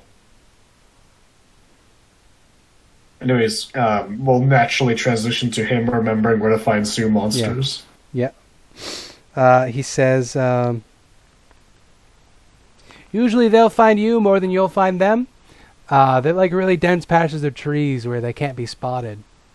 They're naturally sneaky little bastards. They like to ambush people. And if we were to find one, what would be the best way to restrain it and take it with us? You want to catch one? We do. Well, Alive!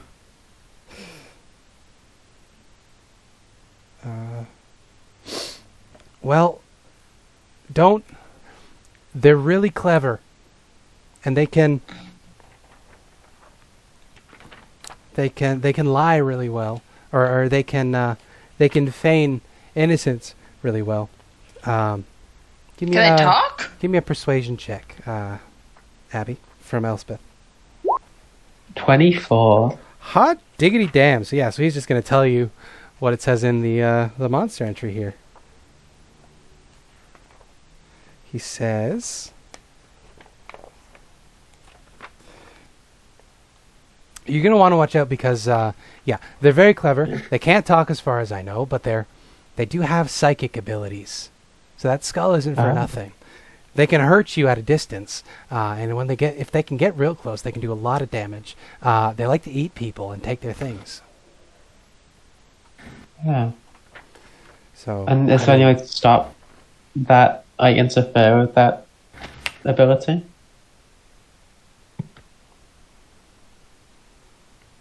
well, if it can't see you, it can't hurt you. Alright. And I mean, you can also just have a really strong force of will. That'll get you by too. Sounds like Oh, once yeah, we yeah. find one. They really hate other animals, so you're only going to find them up in trees where there's nothing else living, or you'll find them down in caves where they've managed to drive out everything else. Bet there was a sea monster in that cave last night. Yeah, they are smart enough to use tools, but generally they'll just pretend to be your average little monkey and then crush you with their brains when you get too close. Alright, thanks for the help. What's your No name, by worries. the way? That's a great question. I'm sorry. Just That's call in him my notes. Deadleaf. Okay. Deadly. Deadly. Is this guy a human or No, Tabaxi. he's a Rose tabaxi with Tabaxi. leopard print. Tabaxi? You can see he's basically just wearing a loincloth, and he's got like 5 Ah. belts over his shoulders, all of which have different crossbow bolts, hand axes, and daggers in them. He's real skinny. He does not look like he's eating well. Thanks for the help, Deadly. He says, no worries, no worries. Hey, you guys wouldn't happen to have any, like, snacks, would you? I'll give him a bit for my rations as thanks. Okay. Yeah, you toss him a pack of rations and he says, hey, thanks, girl. Elspeth. Elspeth. Hey, you're really cool. You guys should be careful. Thanks. These areas, there's thieves about. Little vegetable people. You want to watch out. Oh, we for saw them. them. Yeah, they Yeah, I like to saw take your them. shit. They look like turnips. Yeah, they live in this upside down ship, a ways that way. I wouldn't Can go we get a near there if marked I map? were you. There's too many of them. But if they do take something important, that's where you'll find it. Upside down ship. Yeah, and he'll give you a note on the map to where it would be. This area here. Well, thank you, Deadleaf. Good hunting to you. Good hunting to you too. Don't die. You too. Thanks, you either. Yeah. So he gives you a Maybe range. don't try to shoot people anymore. He laughs and he says, "Yeah, I don't really want to eat whatever you are, purple horn person." Overall, we going to say that Tiefling tastes amazing. Hope makes his eyes glow very briefly with thaumaturgy. There you go. I'm assuming you're going straight to Kirsabal, right? Yeah. Yeah. So this is the next section. So you're in this section of wilderness as night comes.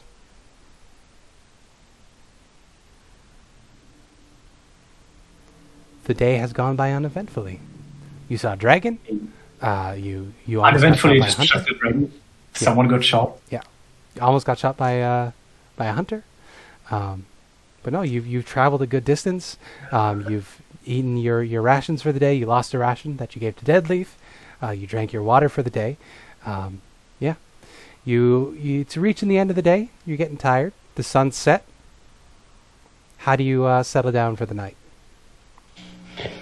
So, are we approaching the mountain in such a way that elevation will start increasing? Yes. So you've been traveling uphill for most of today.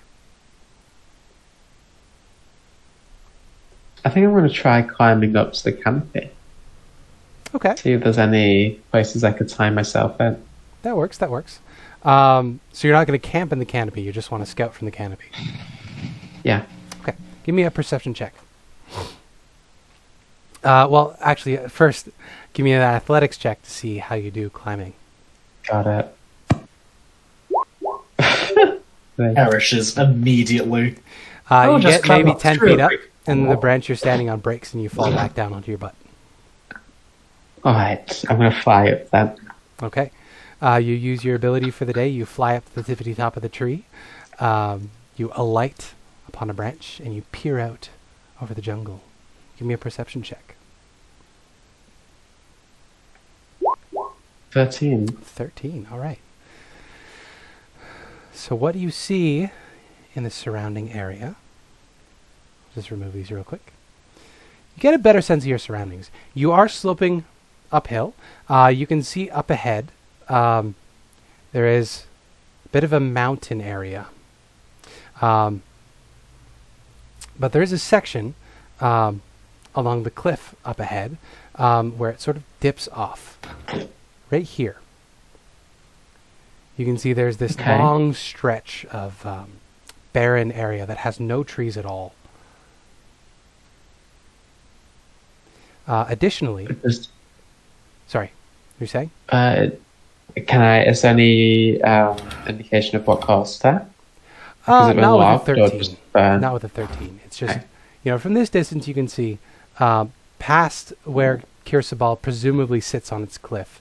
There's an area with no trees whatsoever. And there's no clear indication of what the deal is there. Just put a little Alright. line there.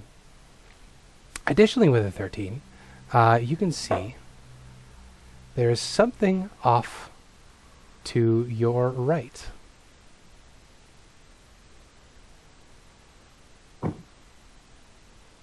It's the little X there. Oh. It looks like a bog. There's a spot where the jungle gets really, really dark, and you can see there's steam rising from that section. Yeah, it's just there's a spot up ahead that is quite swampy and gross looking. Lots of goes from jungle trees to weeping willows, and it's quite a large area up ahead of you. You have to pass through that region to get ahead, or you can skirt the area instead. But basically, the three. I'll give you a radius actually. Circle with blue this time. That's the wrong layer. There we go.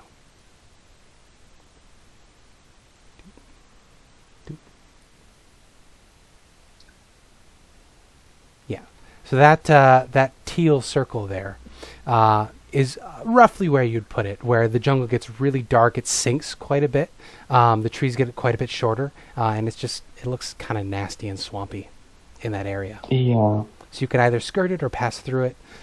It'll be faster if you pass through it, but you've already encountered a troll out here, so that may not be I'll pleasant experience. I'll dive down to the ground and just say to everyone, I saw a sort of swamp thing ahead. Asaka, do you know anything about that? Yeah, she looks at you and she says, I'm not that familiar with this part of the jungle. I've never really passed the Laughing Gorge before. She thinks for a minute. Could you have Asaka give me a history check, Mia? Sure, she's still not very good at it.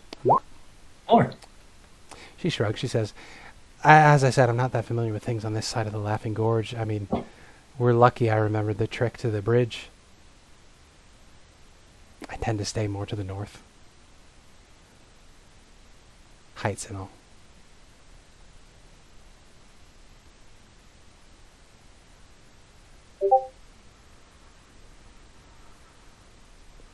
Yeah. So it's going to be faster to go through it, I think. So we'll just have to be on our guard. Yeah. Maybe we'll find a Sioux monster. She shudders. She says, nasty little monsters. Yeah. Honestly, it might be harder at this point to take it back than it would be to this is probably the hardest part of the journey to take it back from. I'm not entirely sure you guys need a sponsor anymore anyway. Yeah, you're right actually. If we can get these pirate ships back, we'll have enough money to do whatever we want with. We're being offered 2,000 for each ship and a full map of the peninsula. I've never been much of a fan of the merchant princes anyway. Spoiled brats. Yeah, me neither. Anyway. But they can be useful to us. True. So we setting in for the night? Yep. All right. Asaka sets up camp, as usual, and then she sits out with Olaf and Fenrir. So as everybody settles down for the night, give me your Fenrir's perception check, Olaf. Sure. I'm gonna have a good time. Oh my god, thank god this is an advantage. Fuck. Yeah. 19. Yeah. I mean, the night goes off without a hitch. You're gurgling and burbling nearby. Clearly you're near a source of water. But yeah, the jungle is eerily uneventful again. Yeah. Makes it easier. Yep. I mean, it'll only change if it ever needs to change. Yes. Yeah. Yes. Shape boat. Yeah, but Yeah. Asaka and Olaf, your watch comes to an end. Nothing particular has caught your attention? Nothing meaningful. Yep. Olaf is a bit concerned with everything that's happening, the mention of Fimbulwinter, but he's going to go to bed and hope that it's an uneventful sleep. Very good. So the watch is past. Azaka returns to Lucia, and the twins wake up. So twins. Yep. It is your turn. Right.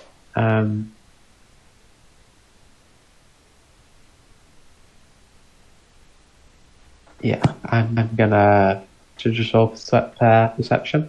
Yeah. If you want to use your perception. A natural Oh wow, that's a 20. natural Holy 20. Holy cow.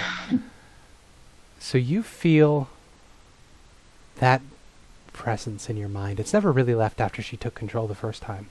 She's just sort of there, nagging at the back of your mind, but she hasn't taken the opportunity to force herself.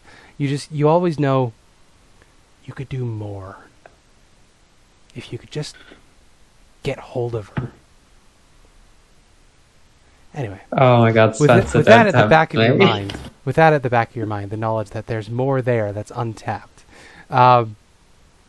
Something catches your eye. I'm going to roll real quick for this.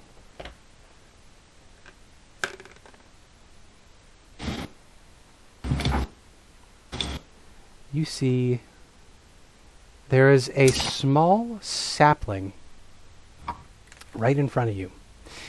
And it catches your eye because as you're being distracted by this voice in your head, or this presence in your head, the fruit on this tree seems to be moving, which is just, it's a trip. Hearing a voice in your head and seeing a visual hallucination, you feel high. And so you're just staring at this little sapling. It looks like the Charlie Brown Christmas tree. It's just this little, like, thin, spindly root sticking up out of the ground with some gentle sprays coming off the sides. They have needles as opposed to leaves. And at the end of these little clusters of needles, there's these tiny little, like, bright red cherries. And they sparkle slightly in the starlight because they're covered in just a perpetual layer of dew.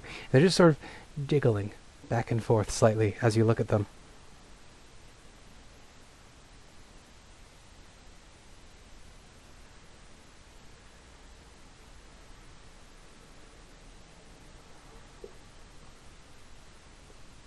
You gonna do anything about this? You're just gonna ignore them? Oh, yeah, I guess. You said they were on a tree nearby, right? Yeah, there's a spindly little tree you didn't notice until now. I'll say to her, have you seen that tree? Or look at it. Yeah. Now you notice it too. It's weird that you didn't notice it before. It's almost like it appeared out of nowhere. I'm gonna poke it with a dagger. Yeah, you approach. You poke the tree with a dagger. Did I hear you right? Yep. Yeah, you're poking the trunk? Hmm? Yeah. So you hold your dagger out, you give the tree a poke. It sort of wobbles in place. Fruit continues to dance, ignoring you. Dance and fruit? Do you think we should pick one? I feel like that's a bad idea. Just my natural, mistrustful self. When it comes to weird things in stories are usually bad. Just saying. Have I ever heard of something weird like this? Can I roll a something? Yeah. Something. You've sort of been casually flipping through the flora and fauna book. So give me the herbology book. Give me a nature check with disadvantage because you weren't directly reading it. It was where you may have overheard disadvantage Lucia nature mention this. check. Yeah. It's two Double 13s. 13 isn't bad. You would know there's a type of magical dancing fruit that is mentioned. You don't remember if it's good or bad, but you know it's decently valuable. So it is something that's harvested. but it's pretty rare because it grows magically in random parts of the forest and it can't really be cultivated. It has to grow wild. All I remember is it's valuable. I don't remember whether it's dangerous or not. Hey, Lucia, it's your watch also. We picked the same fruit. You picked what? Oh, no. Not again.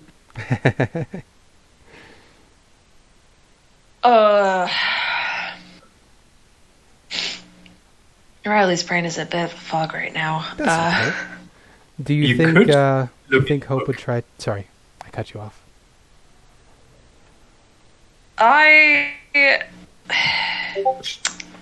think he might. I think he probably, he's got some gloves from his costume sets, so he'll kind of find a little bag and use a glove to carefully All right. pluck one of the dancing fruits. Give me a sleight of hand check. Oh no, that's a natural one. Yeah. So there are 7 berries in total. You're gently taking them out and putting them gingerly in this bag, each little cherry bundle. You get 3 of them until you squeeze one a little too hard. It pops in your hand. Give me a Constitution saving throw. Oh no. That's an 8. Hey, that is below the saving throw for this fruit. Someone's excited. Elspeth, you're watching as Hope is gingerly picking up these cherries. You see one of them squishes in his hands and he says an expletive. And then all of a sudden, he just starts manically dancing in place. Hello? Help! Which dance are you doing? That's a great question. The Macarena. Wait, did we just go randomly to the same one? I'll try and put Hope's hands down by his side. Okay. Dancing. So Elspeth helps you. You can make another con save. Okay. That's better. With that, Elspeth helps you calm down, but you can still feel the racing beat in your heart. You feel the need to dance. I have the Disco Inferno. Really fun. I think we should take these. I'm going to hold my breath and continue picking the rest of them. Gingerly, you pick more. I'm going to say you lost, because that was a crit fail. I'm going to say you probably lost 3 of them. So altogether, you only get 4. 4 dancing berries. Dancing monkey fruit are what they're called. 4 dancing monkey fruit. Well, that's So that was fun. Yeah. When ingested or exposed, if your skin is exposed to it, if you fail your con save, you have to dance. My skin wasn't exposed, though. I was wearing gloves. Yeah, but it was a crit fail. Give me a break. You I saw know the that. wrists. Yeah, it popped They in could just be a way. elbow-length gloves. Yeah. It popped in such a way that it exposed you to it. Yeah, Is no, the it point. splashed all over my face. So you have 4 of those for use later. Now I have to wash my gloves. These are my... Carefully cleans it off. But you finish your watch, uneventfully otherwise. So picking up the last bit, Lucia and Levi. Hello. Give me your check to see how things go. First, going to check something else. I think I'm done with my current statue, my wood carving. That works. Yeah. Has been 2 weeks or so. Yeah. Seems reasonable. All right, adventure because 17. Yeah. You're reasonably sure nothing is going wrong tonight. You don't see anything, nothing particularly interesting catches your eye, nothing catches your ear. Dawn comes. Uneventful. Okay. So we are regular temperature for the season. We are regular wind for the season, but we have heavy rainfall. So today, all of that moisture in the air finally comes to a head as it begins pouring rain at around the time the sun comes up. While we're trying to climb up a mountain. Yeah. Or... It's Breath of the Wild rules, baby. Oh no, god damn.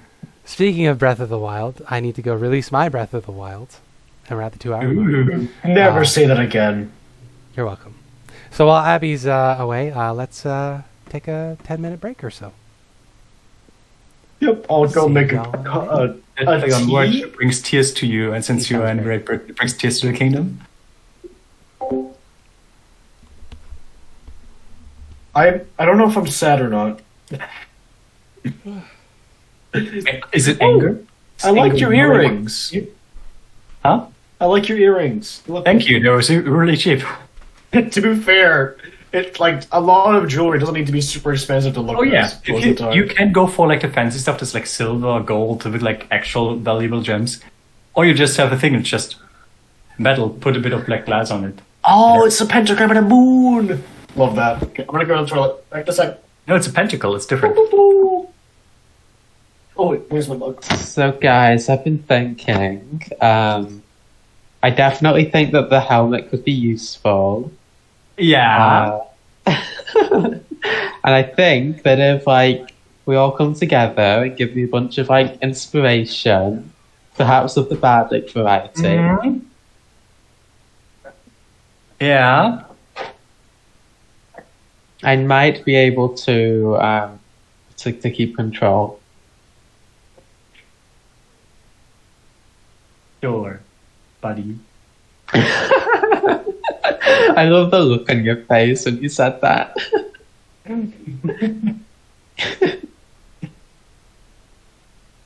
It's up to you. It's your character that's going crazy.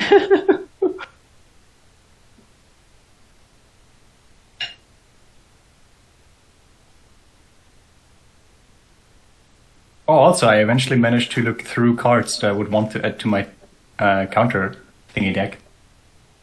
I would likely increase it to also have red and change the commander. Oh yeah. Because if I use Shalai and Halar, I can just have a very easy infinite combo, which is really stupid. Because I can have... So the effect of the card itself is, if something gets a +1 counter, I can shoot it. Default. Not my cat. I'm not going to shoot my cat. If I do if a creature gets a 1/1 counter, I can do that much damage to a target opponent. And Red Terror is a card, whenever I red source you control, deals damage to one or more permanents and or players put a 1/1 counter to Red Terror.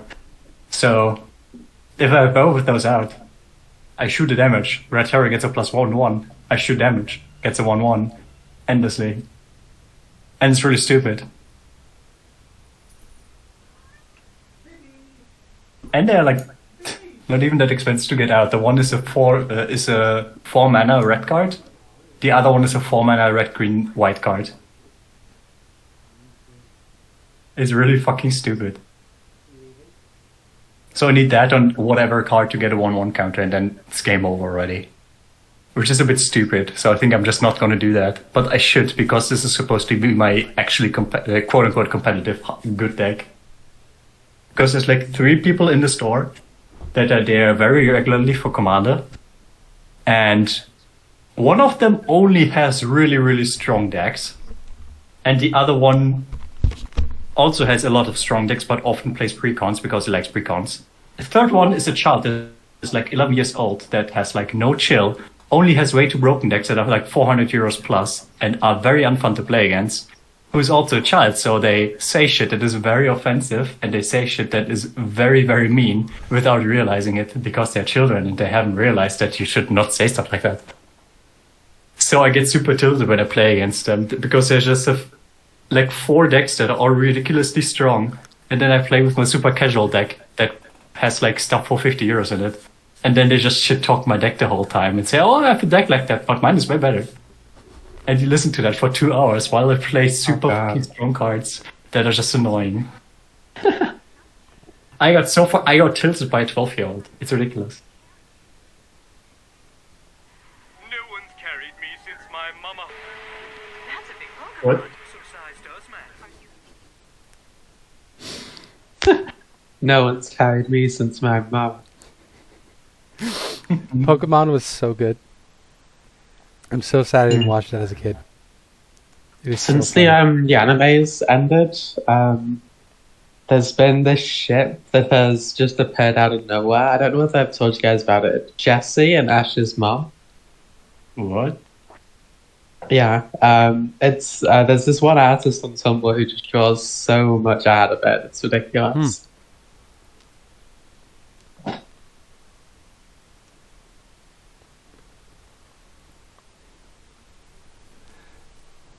Oh, fandom.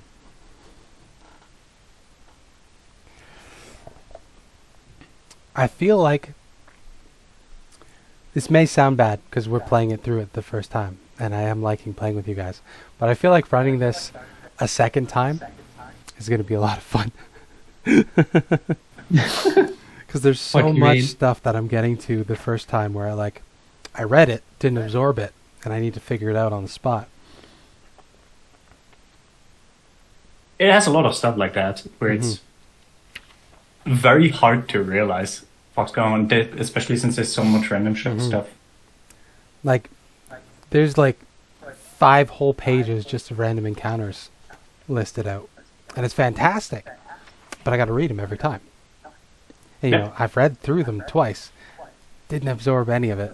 So I still got to read them all the first time. It is so much random shit. I mean, it's like about like 30 or 40 different encounters for each of the different regions. Some of them overlapping, some not. And it's like, I think it's like 100 different encounters or something like that. Ridiculous. And then there's some, like you go into it like, oh yeah, it's just random encounters. It's going to be like little things or something. This is the potential random encounters you guys can get. Yeah. You go into it and you're like, oh, I don't need to know every single one of them inside out. And then you get a certain NPC. In your first fucking roll, you look at it and you're like, this is a bit too much. I'm just going to say that they get the next one. This happened 3 times in my first 2 sessions. They got a certain NPC with a certain ring. Yeah. So That was it's just- nine different types of regions you could be in. And then the D100 will change what you're at if you're in one of those 9 regions. It's great. I don't have to like prep things, but also I need to be familiar enough with them that I'm ready to go, which I'm clearly not. So anyway, sorry about that. But you got some dancing monkey fruit. You got a magic helmet.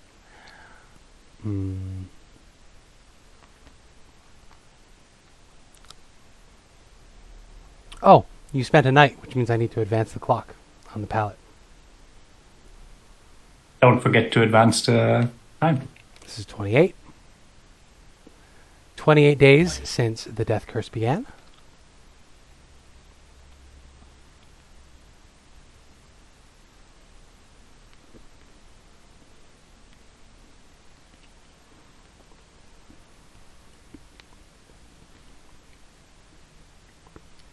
And whenever Guy gets back, we can continue.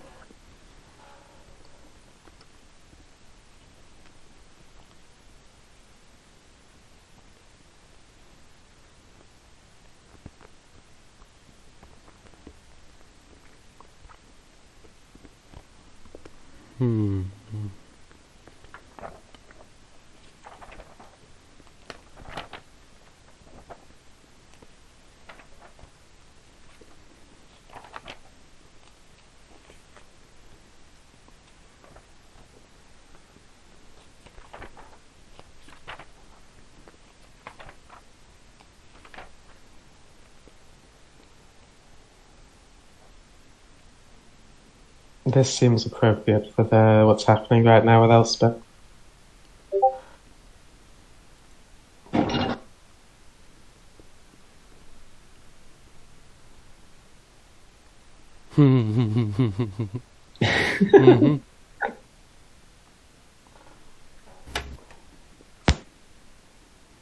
Yeah, just a little, you're not good enough. You didn't have to work for any of your powers. You don't even deserve to be here. Yeah. You're literally just a figment of my imagination.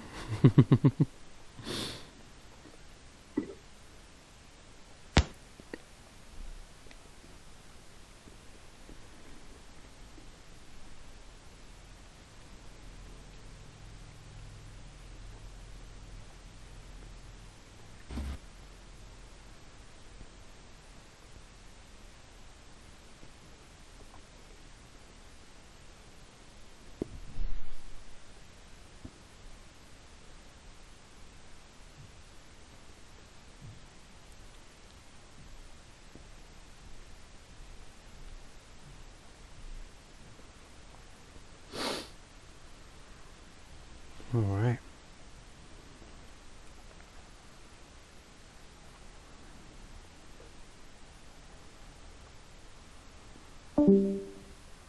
Oh.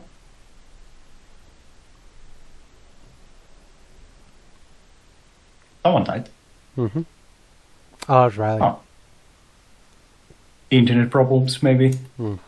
The classic. Yeah. He does live out in the boonies now. Unfortunate. Mm-hmm.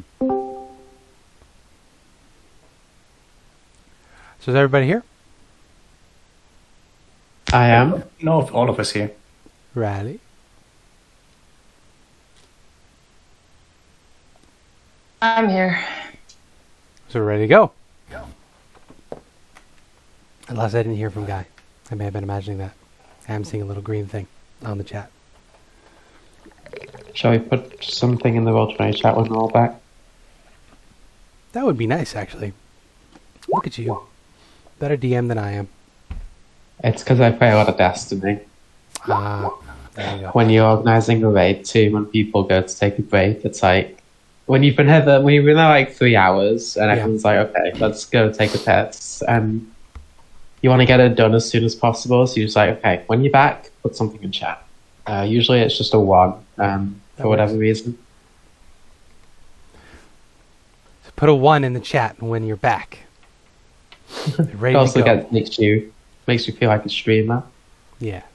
Give me wigglers in the chat. Let's go. God, not a Monster Hunter streamer, Jesus. Give me your Pepes. Better. Give me your Pepes or give me Omega death. roll. Can be Pepe. There's in the chat.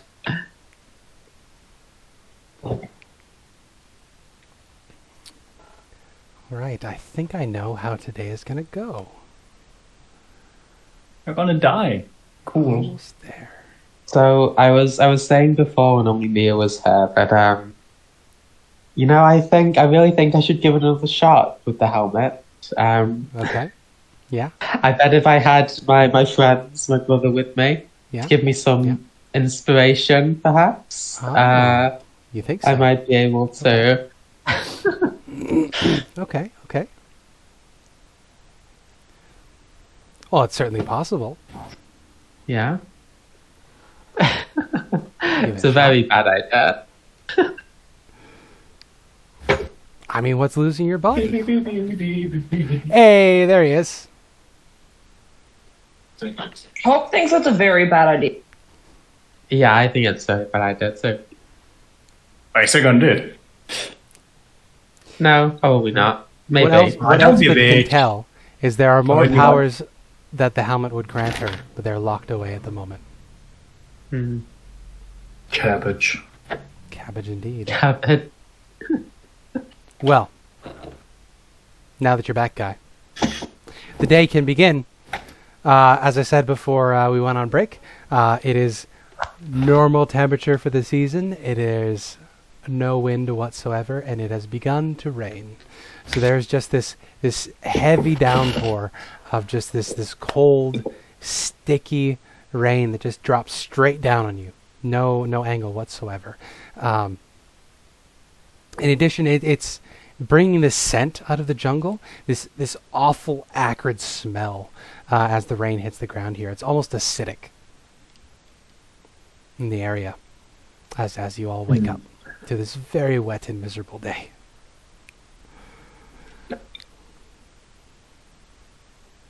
I wanted to check my pouch just to make sure everything's still there. Yeah, go for it. Give me a roll that you think is I think applicable. I will as well. Yeah. Last time I believe was an investigation, or was it perception? Well, I think perception, because you're looking Perception, to see if everything's there. You're looking to see if you can notice anything. Investigation would be just be like, is there anything That's a dirty that 20 from Elspeth. indicates... It's a dirty 7 7. from Olaf. Yeah, everything seems in order. You don't notice anything missing.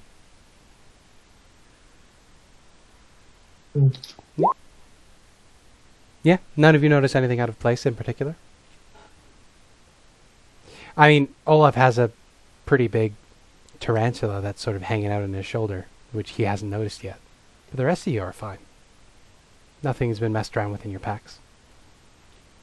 I'm gonna roll for Fenrir Note and the tarantula.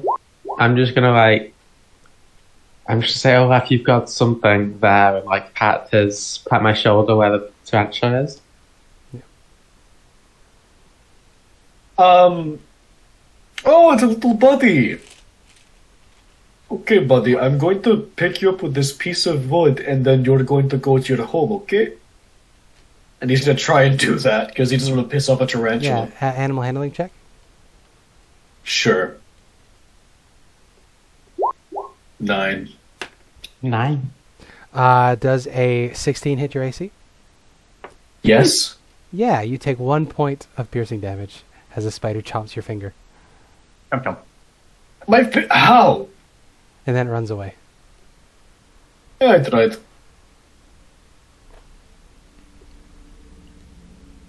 Is this a bad time to say I'm definitely allergic to spiders? No, that'd be stupid. That'd be really No, stupid. non-venomous. Non-venomous. He just climbed on you in your sleep. Just climbed on you in your sleep because you were a nice little pile. But with that, the day begins. So you're headed down a bit. You can see that this area, this section, which you spotted yesterday, Elspeth, does descend a little bit. And you could tell that with the rain, it is getting quite muddy and slippery. So you're going to be a little slower today than you were yesterday, because the terrain is getting a little treacherous, a little difficult, if you will. Yeah. Is it alright if I zigzag up the slope? Zigzag up the slope, you say? Yes, it's something that works IRL to mitigate inclines, especially if you're in harsh conditions such as rain. Well, unfortunately, this is D&D and not real life. So Damn it. It's still difficult terrain. Oh no, I still expect it to be difficult terrain because going up zigzag would still be slower. But no, that's your approach. And then if it becomes Yeah. relevant, we'll see whether it's successful or not. Yeah.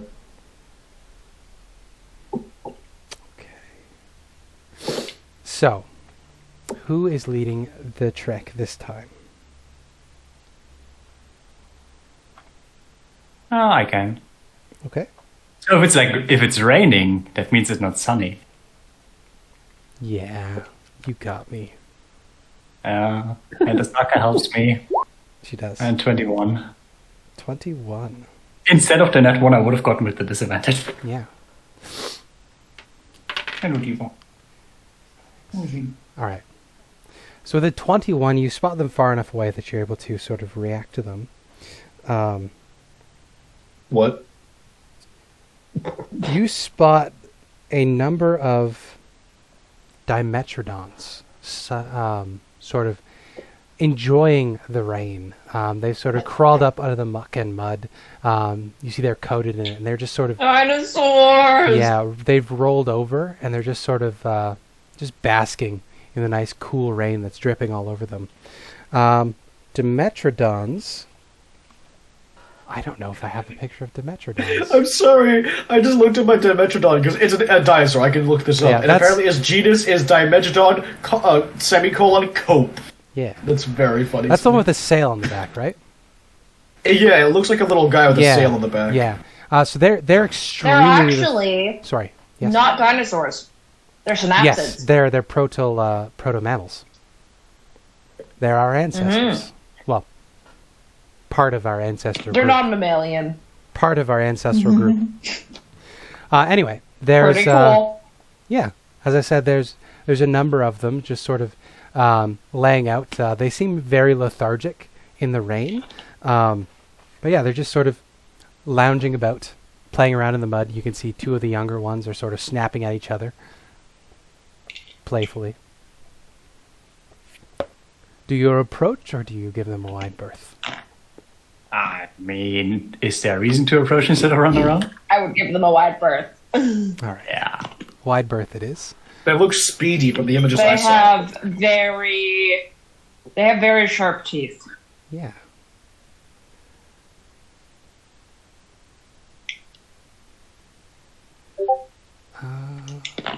Give me, if you're trying to avoid their notice, They're some big old boys.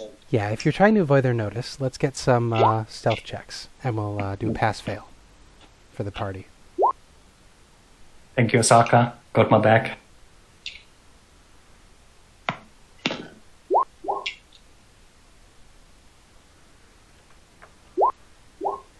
Guys got pretty lucky. Yep. Uh-oh. Yeah. Looks like I'm gonna see how much Fenrir rolls. Yeah, those are some shit stealth rolls. So they definitely notice you. The two young Dimetrodons in particular, they look like they're going to come after you. But one of the older ones just sort of lazily reaches out a hand and taps one of them on the back, and the little ones they go back to their playing in the mud. They don't seem interested in messing with you right now. They just let you go by. Neat. So you had an encounter with some mutty Dimetrodons. No. You are now here. Liz Lords. So we are in the central part of the day now. The rain is continuing unabated, although it is beginning to warm up a bit. The sun is out. This is sort of a low rain clouds, so the sun is still shining. It's still pretty bright out. In this section of the jungle, the ground is beginning to steep down quite a bit. So you're going to be slowed through this section. So what I'm going to do is I'm going to roll extra encounter dice because you're going to be moving slower than usual. So there's more of a chance of running into things as you move through this section.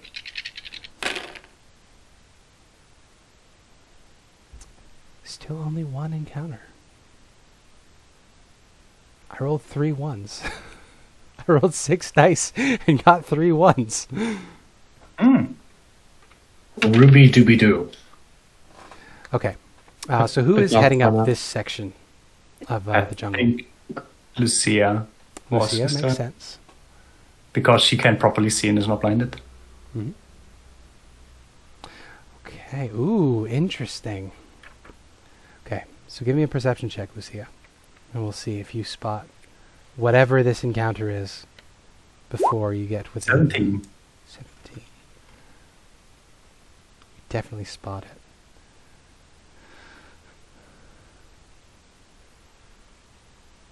Okay. What do you see? You're sort of walking through the underbrush here, having a miserable time. You're waterlogged, you're soaked. You hear a slurching sound, like a slurch, slurch, slurch. And you could very clearly see, a little higher up the ridge from you, a very, very large figure, butt-ass naked. This massive, pale humanoid is lugging something behind him. And he stops as you're watching him, turns around, reaches down, and pulls something out of the thing he's carrying and shoves it in his mouth. With a 17, you can very clearly see that this thing may be 12 feet tall and only one eyeball in the center of its head, just sort of blinking blearily in the rain. It's a good 80 feet from you. Does it look like it's going to move or something, or is it just going to eat whatever it's trying to eat? It looks like it's settling down for lunch. How about we don't settle down for lunch with this thing? Let's try and go around. Do the thing where we move around, yeah. Yeah, you watch he pops a squat and begins eating whatever it is he's been lugging around with him. So he's further up the ridge. So you have a couple options. You can go deeper in, or you can try to go forward. It'll be riskier to go forward. We're probably just choosing to go deeper and take a bit longer. Yeah, I mean, Lucia is always for the safe route, so... Okay. So stealth checks, the DC will be lower, but you won't advance through this square. But you also won't have to fight a Cyclops, so win-win. Survival, 1 second. Yeah. Stealth. Yeah. So, and then a 1d20 plus 1. It's not advantage, but an 80 Yeah. should still be more enough. Oh, yeah. The only person... Zaka, weirdly. Azaka fails, but you're able to cover her enough that this Cyclops having his meal doesn't notice you. You don't know whether he would be hostile or what. But taking your time, you head further down the slope to try to get away from him. So you don't advance out of this square this round, or this hex this round. But what you do notice, as you descend even further, you begin to smell that sort of acidic quality on the air. It gets sharper, and all of a sudden, a wide sinkhole opens up before you. The earth around it is littered with goblin bones. The opening of this hole at the center of the area you've been climbing through, it's about 90 feet across and roughly circular. You can see there are stone walls that slope downwards. And at the bottom of this sinkhole, about 30 feet down, there's this murky green water with hundreds of frogs in it, just sort of squirming and teeming and hopping around. The most interesting thing about this sinkhole, besides all the things I just described to you, is there's a massive, massive rib cage of bones poking up out of the bottom of the sinkhole. And in and amongst this rib cage are these two massive, bony wings that have just sort of been planted, like this thing fell into the muck here. So, to paint the picture again, now that I've read the little box description here, you're standing at the edge of a sinkhole that's about 30 feet deep, 90 feet across. There are goblin bones everywhere. You were probably alerted to the presence of this sinkhole because you started stepping on goblin skulls. At the bottom of this sinkhole is some sort of draconic skeleton that is buried in the mud. And it is just a breeding ground for frogs. It's deafening the riveting. Wait a minute. Maybe Dragon. something good in that dragon's corpse. Maybe it's Can we have a look at how many legs this thing has? I can answer your question. I'll do Abby's first. What were you going to ask, Abby? Oh no, I was just saying in character. Okay. Like, see if we can loot it, I think. You can see there's 6 limbs. It's very clearly dead. All of the bones are picked clean. They're like white and shiny, especially with the rain. Anything that would be stuck to them has been washed away. It's got 6 limbs, 2 wings, and 4 legs. You can see the elbows or knees poking up out of the muck. But its face and tail have been buried in the mud, so you can't tell any other defining features. From Right, this is a dragon. Based on its size, can we tell how old it is? dragon. Yeah. You would guess based on its size, because you were checking in Volo's guide the other day anyway. This would fall very cleanly into the adult category, which is up to 500 years old. No, this can't be the green dragon that I was fucking looking for. This can't be. I mean, poison, it's a bog. You said it was. I mean, it smells more like acid here than poison. If it's poison, everything would be dead. Well, acidic. But yes. Acidic, yeah. So, black dragon. Why the fuck are all the dragons coming here? Okay. Oh fuck! It's Tiamat. No, fuck's sake, do we have to deal with Tiamat again? Spencer thought, "Hey, I did a Sirac last campaign. He was the big bad, kind of there. I can't just do not Sirac, Vecna. I can't just do another Lich again. I have to make it Tiamat because Tomb of Annihilation." Yep, totally. Okay. But yeah, it might be Ormalagos, who knows? What you see? Okay. I'm gonna make my way down into the. I feel like we need to investigate. Wait, it's a sinkhole. How are you making your way down? It is a sinkhole. You can make your way to the edge. It's a good 30-foot drop. It's sheer rock. Give me a perception check. All of us, or just Elspeth? Just Elspeth, because she's getting close to the edge. 18. 18, yeah. You can see it looks like sheer rock, but when you get closer to it, it seems to be shaped in some way. You can very clearly see rhythmic. There's patterns of like claw marks where this was sort of pushed and then maybe turned into stone or something like that. This was very clearly carved out by something with very large claws. Maybe this was the dragon's hoard at some point. And it died early. Yes, but what killed it? The other thing with an 18. You can see the water below is very, very murky, but you would guess it's maybe 3 feet deep in most places. You can't see anywhere that's like really deep. Okay. I'm gonna get a leaf from like a nearby tree and drop it into the water. Okay. Yeah. So Elspeth, you boop boop boop boop boo. Yeah, give me a. Are you gonna get anybody to help you? Because this is gonna be a athletics check to lower yourself in here. Oh no, I don't think Elspeth is lowering herself. She's just throwing something into the water to see if anything reacts. I want to get any type of like organic material out of the water to see if there's any like acid business going on. So you're taking a tree branch to throw in? Is that what? I thought you said. I'm sorry. I thought you said you were gonna like hold onto a tree branch and lean in.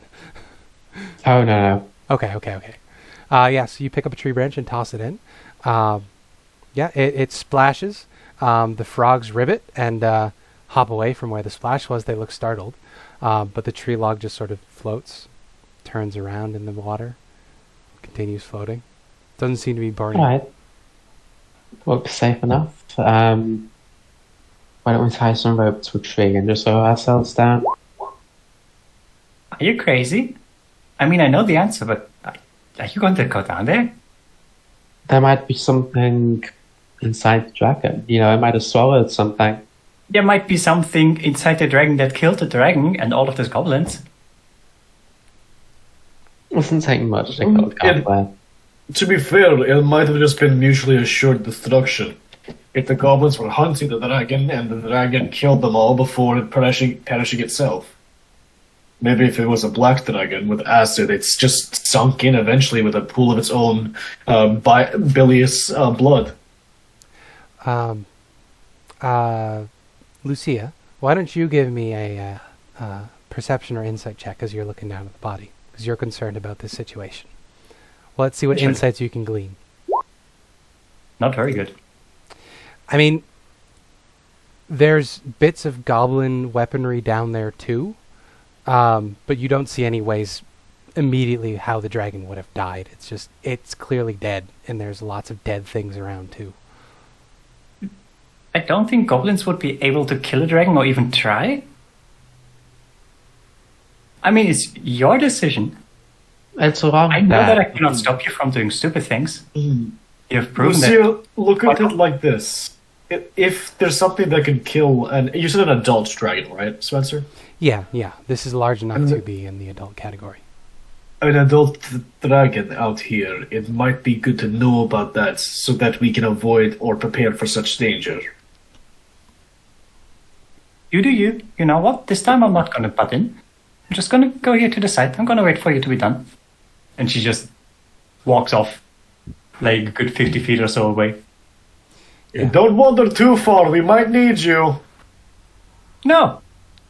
You won't. Yeah. So, I mean, she literally just told you she's not going to do something now. She told you don't do it. It's way too dangerous and way too scary. Yeah. And you're going. Azaka is going to stand next to you and say, you may be right, but are we willing to leave them behind if they get in trouble? Of course not, but maybe they... I don't know. They could at least consider that it's an incredibly stupid idea. Yeah. Question is, how would we convince them? I don't think we can. I tried. She puts a hand on your shoulder. Jump down to get them. Even... Yeah. Maybe it's nothing. Maybe. She puts a hand on your shoulder. Says, proud of you for standing up for yourself anyway. Yeah. And you can just see that she's just standing there, like, very unrestful, like, tapping her feet, like, clinging to herself, like shifting her weight back and forth and just looking worried at the little bog where the others are. Scotch reappears between your legs, soaking wet, very angry about it. But yes, those of you who are heading into the sinkhole. I think for now, Olaf is going to just send Elspeth forward and guide by a rope so that they can pull her out if anything goes wrong, rather than all of us committing to getting in the hole. So Hope and If Olaf that's okay with are going to be Elspeth? on one end of the rope. And Elspeth... Levi will probably want to go down with you. My party is crazy. Yeah. They're all crazy. So, Elspeth and Levi, you're going to be tied to one end of the rope, and we're going to have Olaf and Hope on the other one. So, Hope and Olaf, I would like both of you to roll me an athletics check to see how well you hold the rope. Okay.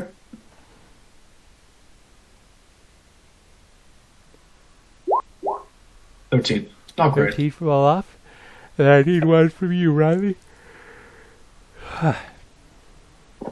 If you're... There we go. That's a 10 and a 13. So, Elspeth and Levi. Levi sort of hanging on to Elspeth like a little backpack. So, Elspeth, you're maybe 15 feet down when all of a sudden the rope goes loose and you begin plummeting God. as it slips out of Olaf and Hope's hands up above you. Can we make a reaction to try and stabilize? You can, but it's not going to be fast enough to stop her from hitting the water. So, Elspeth, do you want to use any preparations, or do you want me to just roll the damage? I have mage armor, but it's not going to be too big a fall, Okay, so right? you're going to tank it? Actually, since Levi is with me, I'll feather fall. Okay. Feather fall. Okay. So you cast Feather Fall on yourself, so you don't take any damage. But you gently lower, reposition yourself, land with your feet. And it's probably right when your feet touch the water that Hope and Olaf get hold of the rope again. Okay, Why slick. don't you guys just tie it to a tree? We have done. We're just trying to guide you as well. We did try to retreat, didn't we? I should have specified that. Sounds like a Anyway. retroactive sleight of hand to me. It's okay. We'll just say we'll tie to a tree now. Just give us a second. Yeah. No, it's allowed. It's And- just, you got to roll to see how well you tied it to the tree. Because it is raining out, so it is slippery. Hope, do you want to do the sleight of hand? There we go. Yeah, no. Damn. Hope ties an excellent knot. So, Elspeth, you are with Levi. You don't put Levi down unless you want to, because the water comes up almost to your waist. Sort of just like mid-thigh level. And Levi's looking down, and they're like, I don't really want to drown down there. All right, I'll carry you. And she's visibly struggling. Yeah. Yeah. Levi says, I'm sorry, buddy. And they're going to shuffle around you, wiggle around you, and shoulder ride you. And you are now standing in the muck. It's pretty swampy, soupy water. It stinks down here. It's got this sour, rotting quality to it. But your skin doesn't hurt. So it's not acid. Right. But it's hard to see much. I'm just gonna wade forward to the corpse. Yeah. You move your way toward the center, toward the dragon. It's slow going. But yeah, you can see the frogs all around you. They're bright colors. And they're hopping from lily pad to lily pad, just ribbiting and croaking. Just excited that you're here. A couple of them hop onto your jerkin and begin crawling their way up towards you. No, I don't like that. I'm about them up. Okay. Give me a dexterity check to see how you do with that. We'll call this slide. 22. Doesn't matter what skill it is. You very easily brush them off. And you do so without getting any on your skin. I'm going to roll for... Levi got a 17. Levi also kicks them off without getting any on their skin. But yeah, these things, you can see they're coated in a mucus color, and they're bright colors. Oh no. Give away that they're probably poisonous. Oh god. But yeah, you make your way to the dragon's bones, and very clearly from this perspective, you don't even have to roll for it. There is a number of spears that have been thrust into the dragon's side while it was alive. You can see them now underneath the water level. This thing was killed from above by spears. Alright. Does it look like any of the spells are magic? Give me an investigation check. I'll give you advantage because Levi's looking with you. I basically just... Can I make it like a general one to look for any, like... Actually, do I have detect magic? No, I don't. I just want to look for general... What you can see. Yeah. Anything useful? Oof. 9. Even with advantage. You don't see much. Your foot catches on something, though. And as you reach down to pull on it, you notice there are two sort of trails in the water. Not frogs, but like wakes of things swimming towards you. I'm going to need everybody to roll initiative. Oh, no. Is it 2d6 flying snakes? Nope. No. It's worse. 3d6 flying snakes. Should we wait until you get a battle map up? We can probably do this theater of the mind. Okay. Unless it becomes necessary to. I shall map would be nice. There we go. I'm next to the It's not too thingy. much effort, right?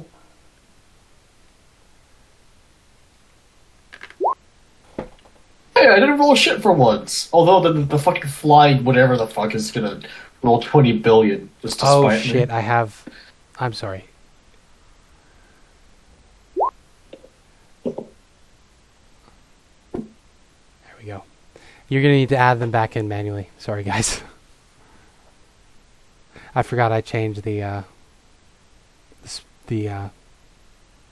map we're on, so the initiative tracker got fucked up.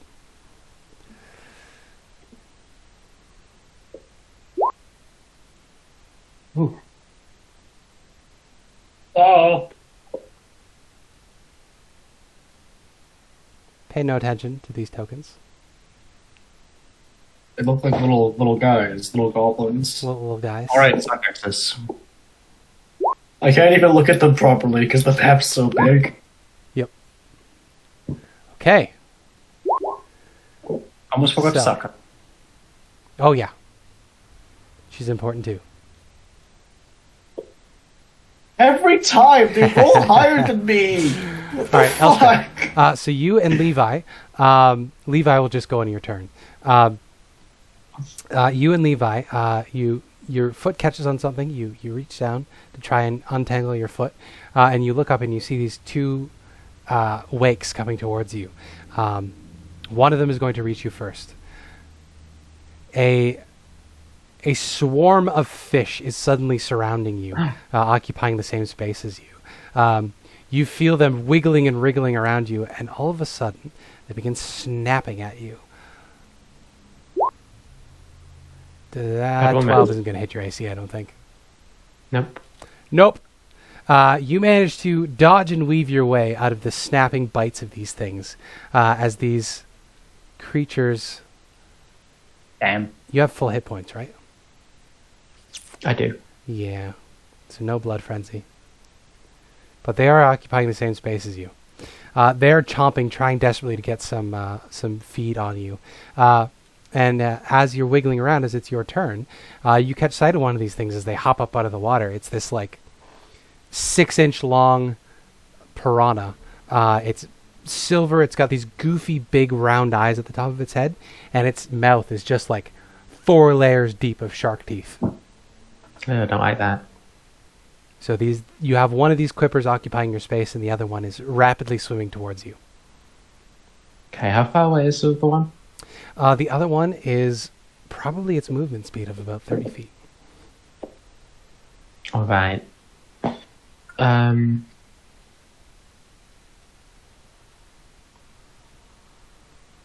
I will, on my turn...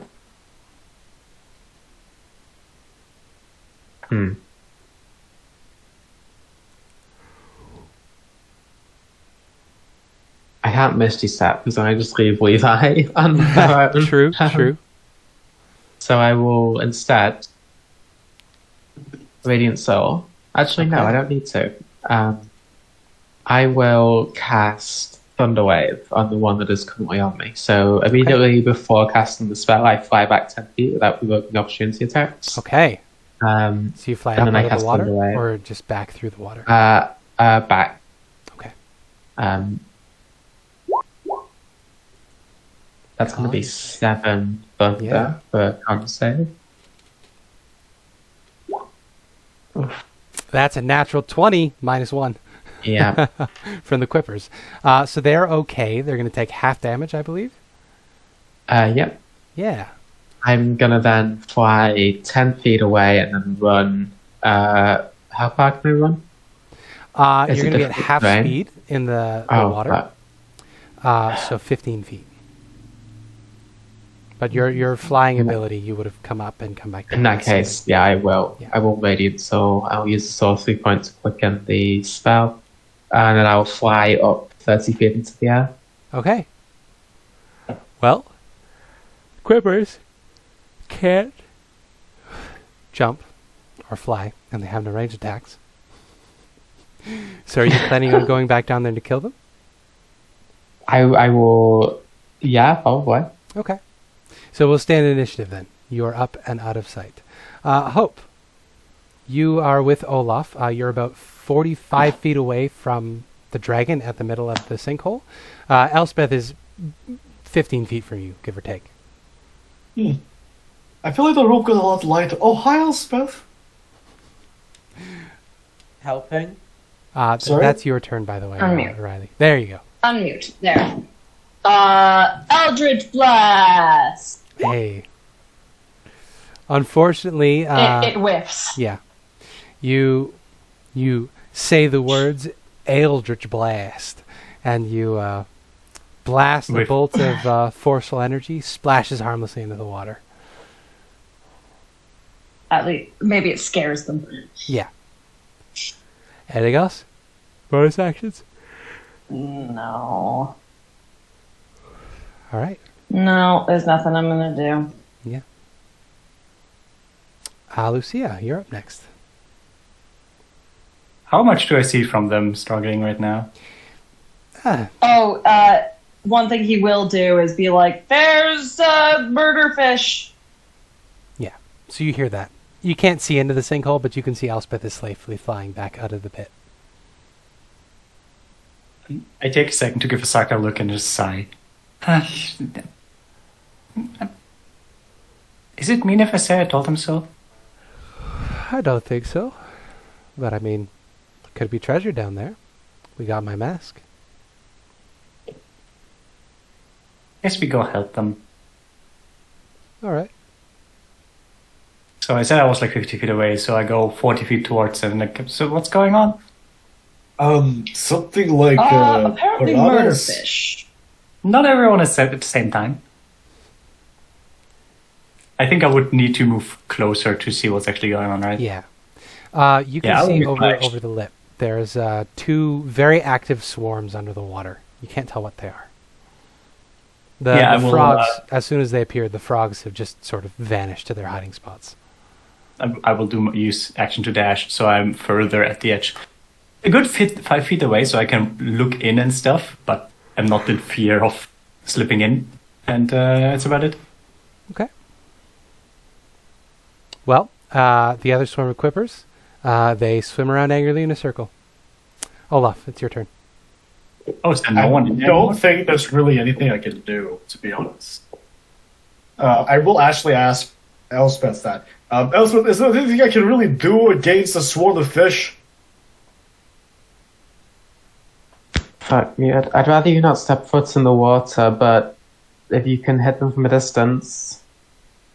I can certainly try. He'll pull out his light crossbow. Yep. Cocking it with a boot, and he'll just fish splunge it, I guess. Okay. Just, yeah. Yeah.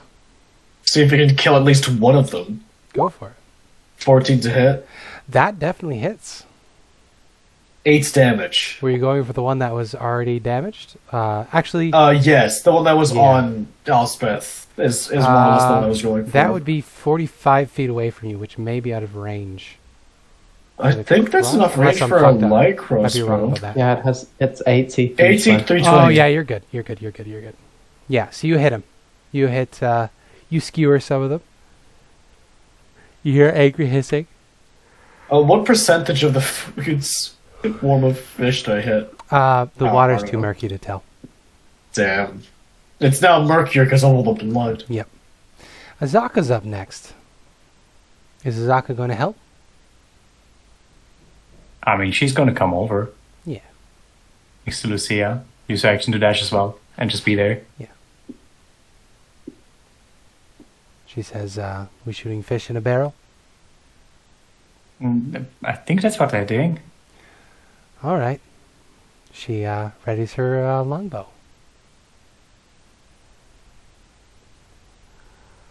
I don't know if she could take shots this turn. She had a dash to get out to everybody. No, she had to dash with the action. Yeah. In that case, Quippers do nothing. Elspeth.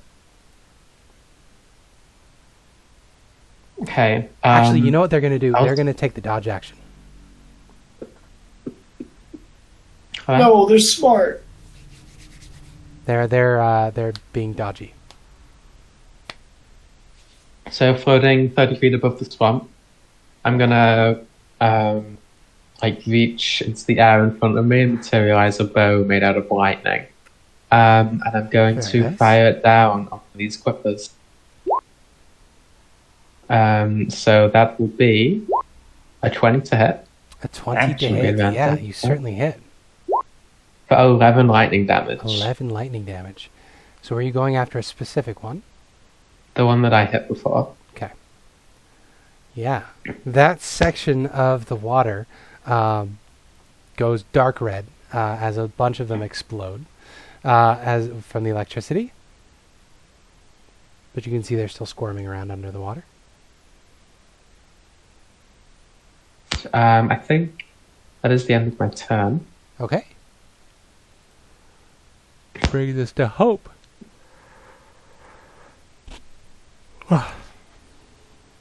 Actually, dodge action. All right. Dodge action Yeah, sorry. disadvantage. Yep. So it would be an 8. An 8, yeah. I'm so sorry, Elspeth. Because it was dodging, you actively. The arrow hits, the lightning arcs across the water, but it doesn't manage to strike any of them in particular. Sorry about that. Now it's Hope's turn. And then an Eldritch Blast. Another miss. I'm so sorry. You got closer this time. That was fine. Splashes uselessly against the water. Any bonus actions? No.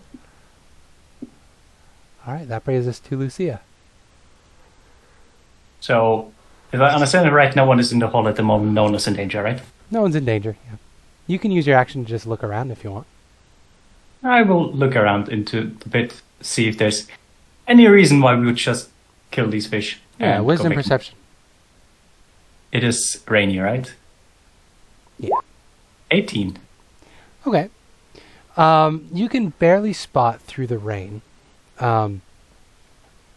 There's a section of the wall that I said was carved with claws and whatnot. There's a section along the far west wall, exactly opposite to you guys, that is very clearly outlined. That is some sort of door. But you don't see any handles, you don't see any seams, you don't see any hinges, but there's very clearly a passageway across the pit from you guys down there. I will nudge Asaka and point at the thing. You see that? Yeah. She nods. She says, maybe this was a dragon's hoard after all. I will go around to the other side where the supposed door is.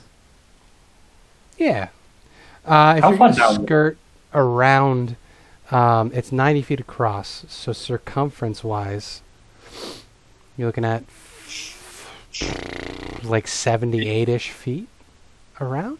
Yeah. Did I can basically get around if I use my dash. Yeah. But yeah, you can get over there. Another noteworthy thing about this section of the wall is all of the plants up here are dead. There's a radius around where this door is, where there's just nothing living. This is a bit scary. on the surface. Yeah. Okay, I think that's more than enough for my turn. Yeah. The wall is now directly below you. Quippers How get to fun. go. The Quippers are going to go under the water and attempt to stealth. That's 5. Which means it doesn't matter. You know where they are. Olaf. It's your turn. Click boom. I'm just gonna shoot it with a crossbow again because Alright. I need more range spells, so I need to just wait until my next level up, I think. Yep. So click. Where is it? 21 to hit. Yeah, that'll hit. 2 damage. All right. That was the wounded one, I'm assuming? Yes, just keep on going for the wounded one. Keep on going. Azaka is going. Pew pew. Oh damn. Oh, wow. Yeah. Yeah. Oh, fuck, what? She really hates fish. Yeah. I like that the non-crit does more damage than the crit. Yeah. So with that second shot, she takes out the swarm that attacked Elspeth. And, one of the swarms is gone. The other one is doing its best to stay out of sight. Elspeth, you can still see it, though. Yeah, I'm gonna fire with a lightning arrow down at it. It is still dodging. So it will be a disadvantage. 17 still hits it.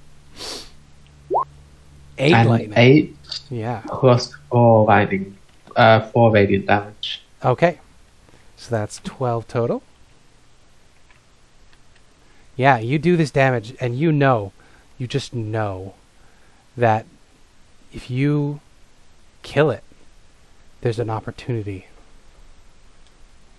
You can take it. There's something there. What do you mean? I don't know. You can get something out of it if you kill it. You know that intuitively. Hope. It is your turn, bud. Eldritch Blast. This was hoping based on the Will he fish hit? ate some gold. He hits! Oh, but this is is it still at disadvantage? Dodge is the whole turn, isn't it? I think that. Yeah, so it would still be disadvantage. But it dodged. I'm going to look this The up. one that dodged was the one that went Yeah. before me. I can't remember. They both dodged last turn. No, sorry. And they both This dodged. one dodged, the other one tried to hide, because the other one had less health. Okay. I'm going I'll to double roll check my how dodge attack works and see again. if it's a reaction or if Does it's a just 12 hit? forever. 12 I don't think does. I think they're a 13. Yeah, they're a DC, All right. AC 13. Oh yeah, it's until the start of your next turn for dodge, so we're good. Yeah, so unfortunately, Hope the continues Clippers to be, evade your Eldritch useless. Blast a third time. Lucia, you are now standing above the door, peering down at it. What would you like to do? How far down is the door, and is there any place to stand on in front of the door?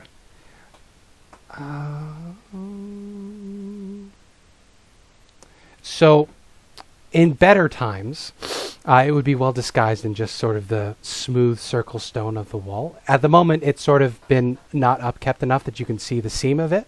The door itself is 10 foot high, so it's about 20 feet below you to the top of the door. There's no safe spot that you can see to stand on down there. It's just water down below. There are frogs on lily pads, and they are trying very hard not to be noticed by the Quippers. So, it's a door, it's down in the hole. I don't want to go in the hole. No. And there's Quippers down there. I have no quarrel with the Quippers, so I'm not going to attack them. Hmm. So... But I pass my turn. True. I have nothing. I don't know. You want to do some research, investigation, maybe? I guess I can see if there is something where I could think that the door might be openable. Sure. Give me nature check. Nature. Yeah. 13. It's a lot of environmental damage in the area, like poison frogs, carnivorous quippers, dead plants everywhere. Whatever type of dragon this was, it really badly damaged the ecosystem around it. That's all you can really pick up. Oh, I guess it's my turn. But now we jump to the quipper.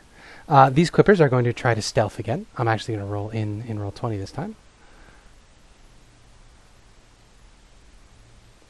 Okay. With that, they disappear out of sight. Olaf. Out of sight, out of mind. You cannot Okay. see them. If you would like to actively look for them, you can use your action to do so. And then I point that out to everyone else. Yeah. Okay. But 17. Nope. no, you're not able to spot them. Wherever they went, you can't see them. They're still down there. They've just sunk themselves in the muck, it seems. Zaka's turn. Up. Nope. Nope. Elspeth. I can't see any quippers. No, you can't see them to target them. They're hiding. And they're hiding above your passive. But if you want to use your action, you can try to search for them. I will. So perception. Fuck. Sadly not. Hope. Now would be a great Alright. time to use spells that don't Let's need get to another see. perception check, I guess. Okay. Perception. Nope. Nat Why? 1. Worse. Alright, we're back around to Lucia. Lucia, the fighting seems to have stopped. You see no hide nor tail of any quippers down there. So your fish friends have left or are hiding? I don't think They're they will hiding. try to fight you again. I My dad's very that. much doubt that. They know better now. Anyway, you spelunkers can go and check out the store if you want. Don't you say? Treasure in here is likely there. Door? And I just point straight down Yeah. below me, like, yeah, door. Now that See the Lucia seal? points it out to you, you can see that there's a door. It's about 10 foot square, so 10 foot wide, 10 foot high. In better times it would be completely flush with the wall, but time and disuse have exposed it. Can I see the spears that are in the dragon from up here? Yeah. Can I give them a good look to see if they seem worn from time and being in a bog, or if they're still looking pristine? Yeah. Wisdom perception. 14. Yeah, they've been in the water a long time. They're mostly rotted away. So likely just normal Yeah, spears they're that not are, new. that are basically gone to shit. Yeah. Okay. And they seem to be in line with the rest of the goblin weaponry on the ground around you.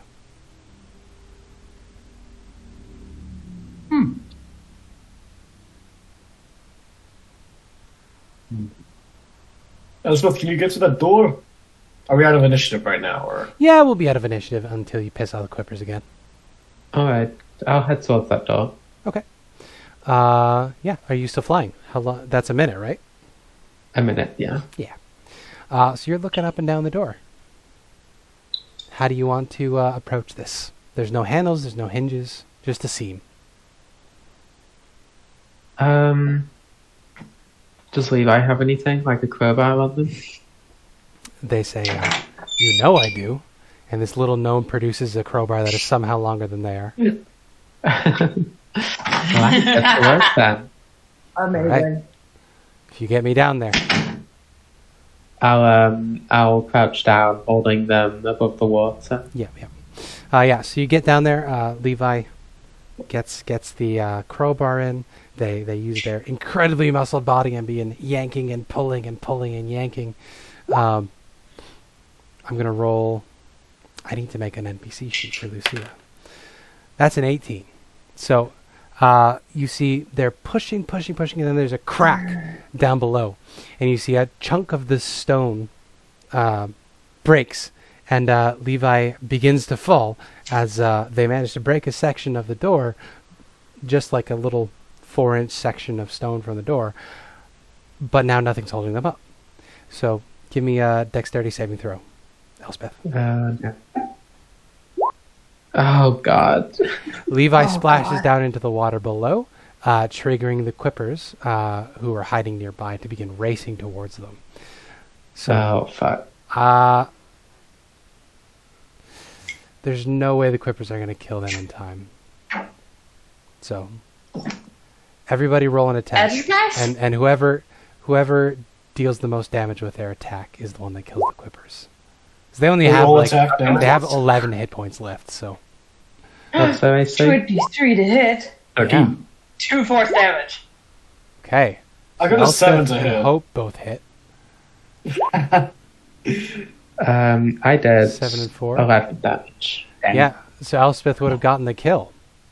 Elspeth, you see these quippers rushing towards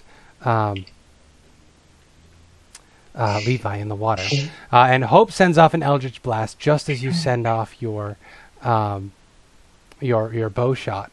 Both of them hit the quippers at the same time, but you can feel that thing moving inside of you, and you know you can take that power. It's your right. It's what you were made to do. It's why you ride. Please give me a charisma saving throw. Oh God. 16. Pretty good. You resist her pull, but you have more insight into the powers that have been locked away from you. You remember from the stories that you read when you were a child, the purpose of the Valkyries was to ferry the souls of the dead to their rightful afterplace, one hall or the other. Whatever thing Gondola is holding back from you could do something similar. So when whatever happens when you attune to the helmet, it will give you benefits when you kill things. Okay.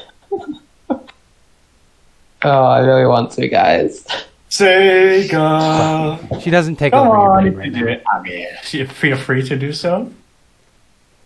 Yeah, but with that, Levi stands up and or is treading water and says, "That looks like all of them. I guess everybody can come down here now if you want.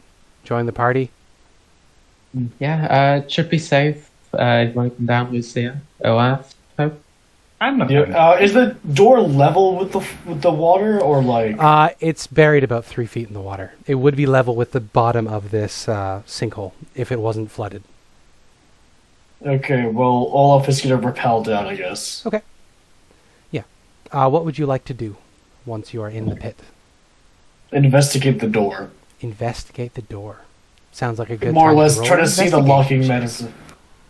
Hey, sick. Sorry, I was playing Magic the other night, and for some reason we had an entire game where we spoke in anime voices, and it sucked.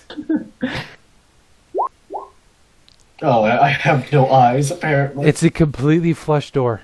I mean, you've seen, Okay. you know, there's a lot of ways to lock things. You don't see any mechanical I tried ones. pushing around the edges. Maybe it's one of those doors that if you push into it, it opens. Yeah, you don't find anything helpful, but you are eliminating a possibility. Maybe we could just try busting it down? Sexual style? You didn't say that. Elspeth doesn't say that. No. Abby says that. But 'cause just Abby go was to good cursed. start. Yeah, yeah. Okay. So if you want to use force on it, what force would you like to use on it? You have a hammer? Levi's got yes. a whole kit, a suite of burglary tools. Oh, We're not going to ask why you have these things. I have a. They say it's I have a probably better hammer. that you don't. Okay, can I borrow your crowbar? Oh, Yeah. I have a crowbar. More power to you. Didn't serve me. Actually, very anyway, well. you crowbar that side. Maybe you can just pry open the door on both sides. I've only got the one. Well, I've got a crowbar. Oh, all right then. I guess we'll just try to Yeah. pry open the door. Athletics check with advantage. Finally, my +4 is making good use. We're gonna get all the tools, something. Okay. 23. Yeah, you managed to chip decent amount away from it. But as you're sort of chipping around the corners, you're realizing it's actually going to make your job a lot harder, chipping it away this way, because you're just sort of making the seam of the door further recessed and harder to reach. So very clearly this is not the way it was meant to open. Okay, well, Olaf is now going to try... He's going to pull out a brush, if he can find one, and start... Maybe there's inscriptions on the door that they're not seeing. So he's going to try brushing away any moss, lichen, this sort of thing. How about Mia or Riley? Do either of you have anything for your characters to do to help out with this situation? I think Lucia very specifically does not want to help out. Okay. She doesn't want to raid the dragon's horde? No. Okay, that's fair. He wants to save her mother. Yeah. They are on the timer. Understandable. And they got in danger because they went down in the hole. What about Riley? How does Hope feel about all this?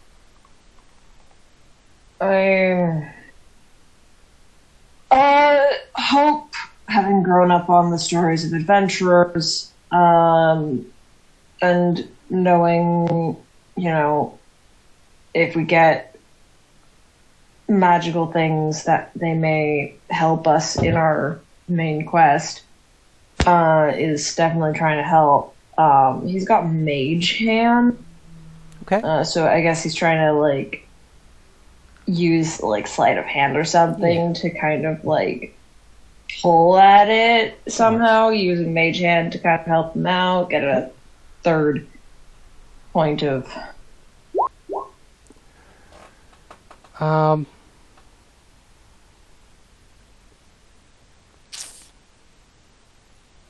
Give me spellcasting ability check as you do this. Okay. Scary. Spellcasting ability check. Yeah, so it's a charisma check with your proficiency. Yeah. Basically a spell attack. Yeah. Alright. Okay, 22. So you begin to pull, helping out your friends as they try to crowbar this door open, and you realize it's not going anywhere. This door is opened a different way, by magic, is what you intuit with the 22. There was something the dragon could do that opened this door. And it doesn't seem like it's going to either take forever or maybe be impossible without whatever the dragon did to get in here. You know from stories that dragons' hordes are jealously guarded and very safely protected and secured. I can produce an acid attack. Maybe it's acid. I don't fucking know. Maybe. I mean, we did get a sense of an acidic smell. Maybe it's faded because the thing's dead. It's But, impossible the to actual- tell the color of the dragon just from its arms and back and wings. Can we try to fish out its skull? Yeah, go for it. Give me an investigation check. To try to Okay, find is its anyone head. going to help me? Yeah. Oh, no. There you Yeah, go. I'm Elspeth is going to helping. try you. and find its skull. Maybe that'll tell us what type of dragon this is. Give us some more information. I'm assuming investigation advantage? Yeah. 21. Yeah, so fishing around for a while, you find its skull. It's fallen off and buried in the mud a bit. But once you pull it out, this skull is about as large as you are. So the two of you have to be down there in the muck pulling this thing out. But once you reveal the head, it has the telltale fins of a green dragon. Oh! It is Ormalagro. It might be Ormalagros. Is it Ormalagros? Who's Omalagos? Ormalagos was a green dragon that robbed the Candlekeep. Apparently stole something right underneath Miriam's nose. So this is that dragon. Oh, you got whatever you want, and it's hot. Yes. Right, I'm gonna yank a tooth out of the skull. Yeah, you absolutely can. Okay, maybe. Alright. Is there a little rock next to the door that we can place the skull down? Well, there's nothing above the water level. You can tell that back when the dragon was building this lair for itself, this would have been sort of the base layer where it landed, so it would have been flat. but rain over the intervening centuries, or however long it's been, have slowly filled this up and made it a bit of a pool. So there's nothing really to set the skull on unless you hold it. Right. And I feel like just putting the skull near the door isn't going to work. I mean, we're going to try that, but it's not going to work. Yeah, you bring the skull close, and the door doesn't react to the skull in any way. I'll just try, like, I'll stand in front of the door, like, wave my hands in the air. Malagos commands you open. You shall obey. Give me a persuasion check. The fucking what? You shall obey. 14. Yeah. Could we use who has the comment? The success? Could we say that? Yeah. You want to make this a success? Oh no! Wait! Elspeth, I'm gonna hold the skull on top of you, so you have the skull, and you also hold it up because I don't want you to crush your fucking neck. So the door doesn't respond to your persuasion, but a number of frogs do, and you feel a bunch of wet plunks as a bunch of frogs are drawn to your commanding tone and begin walking on you. You give me a con save. Oh fuck!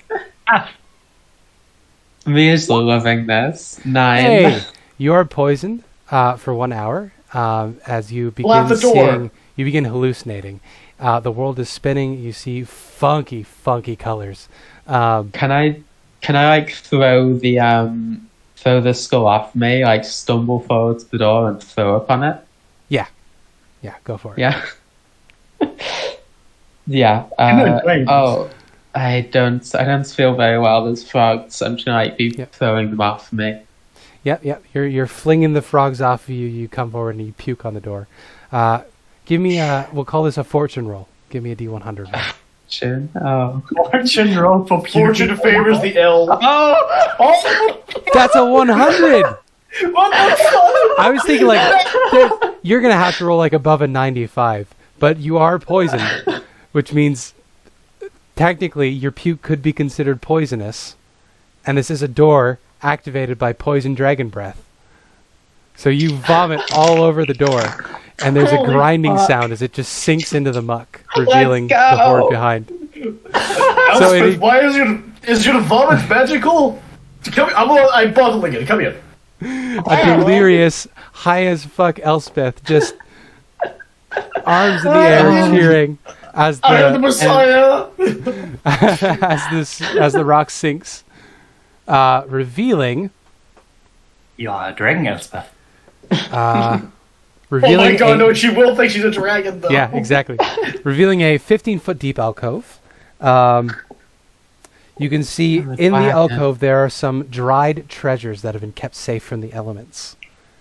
You find a purse made of Triceratops hide. Actually, there's probably... I didn't know this was a I can thing. just copy-paste. That is, I'm gonna be like, that's, I don't know. I was. How did she vomit through a helmet? All right. Oh, you know, God. it just works. It just works. It just works. Don't question If there was 100, it's fine. We got this. Yeah. There was just so much puke that a bit overflew. And Exactly. Yeah, even fucking was it a gondol was disgusted and just let out a little like seam. Exactly. Yeah. Well, there's no map for Needle's Bones, so Jesus. So we have a drugged Elspeth that's smelling like poisonous puke. Yep. But it got us a room of treasure. Well, anyway, one of you is going to need to write this down because I don't see an easy way to copy paste this. Okay, I got my notepad ready. So that's a purse made of Triceratops hide. Purse made of Triceratops hide. Let me write this down like a real boy. Like it's a real D&D game. Yeah. There is a small box of 2 velociraptor skulls fitted together, like a puzzle piece. So within the box there are 2 velociraptor skulls. Well, it's 2 fitted velociraptor together. skulls sort of linked together to form a box.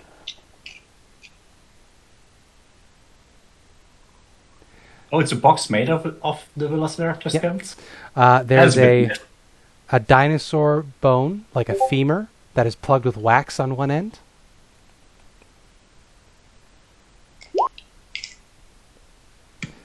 There's a purse It's just a dinosaur horde. with 55 gold pieces and 800 silver pieces, as well as 3 quartz rings worth 10 gold each. Is that it? That's all you see. Okay, I'm gonna make a further investigation in the room to Sure. see if there's anything hidden. Well, yeah, give me your investigation roll. No, that can't be it. Can I help? Yeah, There must be something hidden in here. investigation Oh, advantage. did you like us to eat? Okay, I was wondering if you wanted us to both roll or just me at advantage. Either or. It's advantage either way. You're both rolling. Well, fuck it. Crit. Not bad, not bad, not Oh, bad. what's that treasure? You can see this is a new horde. Like, this is a new space. She was just building this. Or the dragon was just building this when it was killed. So this obviously isn't the whole horde. This is just what it brought over on its first trip. With a 23, you can tell there's nothing else in here. There would have been if it hadn't been so tragically murdered. But with the 23, you remember the dinosaur bone is sealed with wax, and there's a box you haven't opened yet. Okay, well, I'm gonna open the Velociraptor box. Sure. So you pull on the back of the skulls, and the heads just sort of open. It looks like 2 velociraptors opening their mouths at the same time. Within, you can see there is a glistening wand and 2 very expensive-looking diamonds. Okay, so 1, 2 times diamonds. Who wants What's to? in the Velociraptor? Not the Velociraptor. What's in the Triceratops first pouch? Yeah. That's the money. That's the money. Okay. Yeah, the money and rings. So there's a dinosaur bone that's sealed with wax on Yeah. one end, right? Yeah. With the flat side of a knife, he's going to just sort of like push away the wax and see what's inside. Within, you see there is 5 +1 crossbow bolts within. They are magically enchanted. Ooh. But that is the extent of her horde Exciting. that she had moved here. Okay. Other things you can see as you were looking for the skull, you would have noticed there's the ratty remains of an ancient rope net that was thrown over the pit. So, following the steps, some goblins ambushed this dragon as it was transporting things from its horde, trapped her in the pit, and stabbed her with spears until she died. Well, withering. Getting murdered. Some. Oh, that's upsetting. Yeah, and Small then the wound. dragons, or the goblins that died along the rim, they have no wounds on them, so a lot of They dragons. died of death. poison. Yeah. There you go! You found Needle's bones. Ooh. With a Needle's very bones? lucky 1 in Needle's 100. Yeah, that was a clutch fortune roll. So I didn't think you guys were going to figure it out. But no, you got poisoned and then threw up on the door. So it's poison, I guess. I mean, to be fair, if that didn't work, I was going to start throwing That frogs is at the hilarious. door. Like, slap. Enjoy being drugged. Well, thank you Okay. so very much for playing. Thank you for, Oh, was that the end of the session? yeah, I was a half hour late, but I We're mean, playing 4 hours. Oh, yeah. 3.5 hours. But This still, is a good place to end I up. got other stuff to do. Yeah. Feels like a good time to end it. Yeah, you don't advance out of this square this turn, but you know what? You got a horde. I think You got that's some worth shit. it. We've got a cool, definitely not cursed one. It would be Yeah. weird if everything here was cursed, right, guys? Elspeth can into it. Enjoy. Yeah, an unidentified magic wand. Nice. Well, thank you so much for playing. Thank you for being my friends. Thank you for your patience. This campaign is cursed. We keep losing people. We keep having to cancel things. Oh no! Curse of And thus ends Chult. session 10. Curse of Asarak. Oh, The death curse. there was Well- no curse in Curse of Strahd, so... No. How are we gonna play? What was that? How are we gonna play a module after this? I don't think there are any more curses. Yeah. I think we've run out of all the curses. I think Icewind we're Dale. cursed is the problem. Yeah. Yeah, I'm going to see if I can get guest players to join in, because we do have the extra space. Nice. I'm more than happy to keep running for 4 people, though. But I will say, It's actually a pretty good. it's surprisingly quiet with only 4 people. Yeah. I think 4 Okay. people is a very good amount. Like my during the week game is usually 4 people. And I'm a bit afraid because I will pick up my campaign soon again and there will be 6 players. Oh, damn. And that's a That's lot. a lot. And Anyway. one of them break for like half a year. The other one doesn't really play much Pathfinder and only plays in my Pathfinder game, and it's on and off because I switched with another DM. I have another game tonight in about 2 hours. Damn. I am have fun sleepy with as that. fuck. Alright, good luck. So, Power I next, slept maybe? like 20 hours in the last 2 days. thank Pretty you, bad. my friends. Thank you for being such good people. Just thanks for existing. And talk to you guys later. See you Bye-bye. Bye.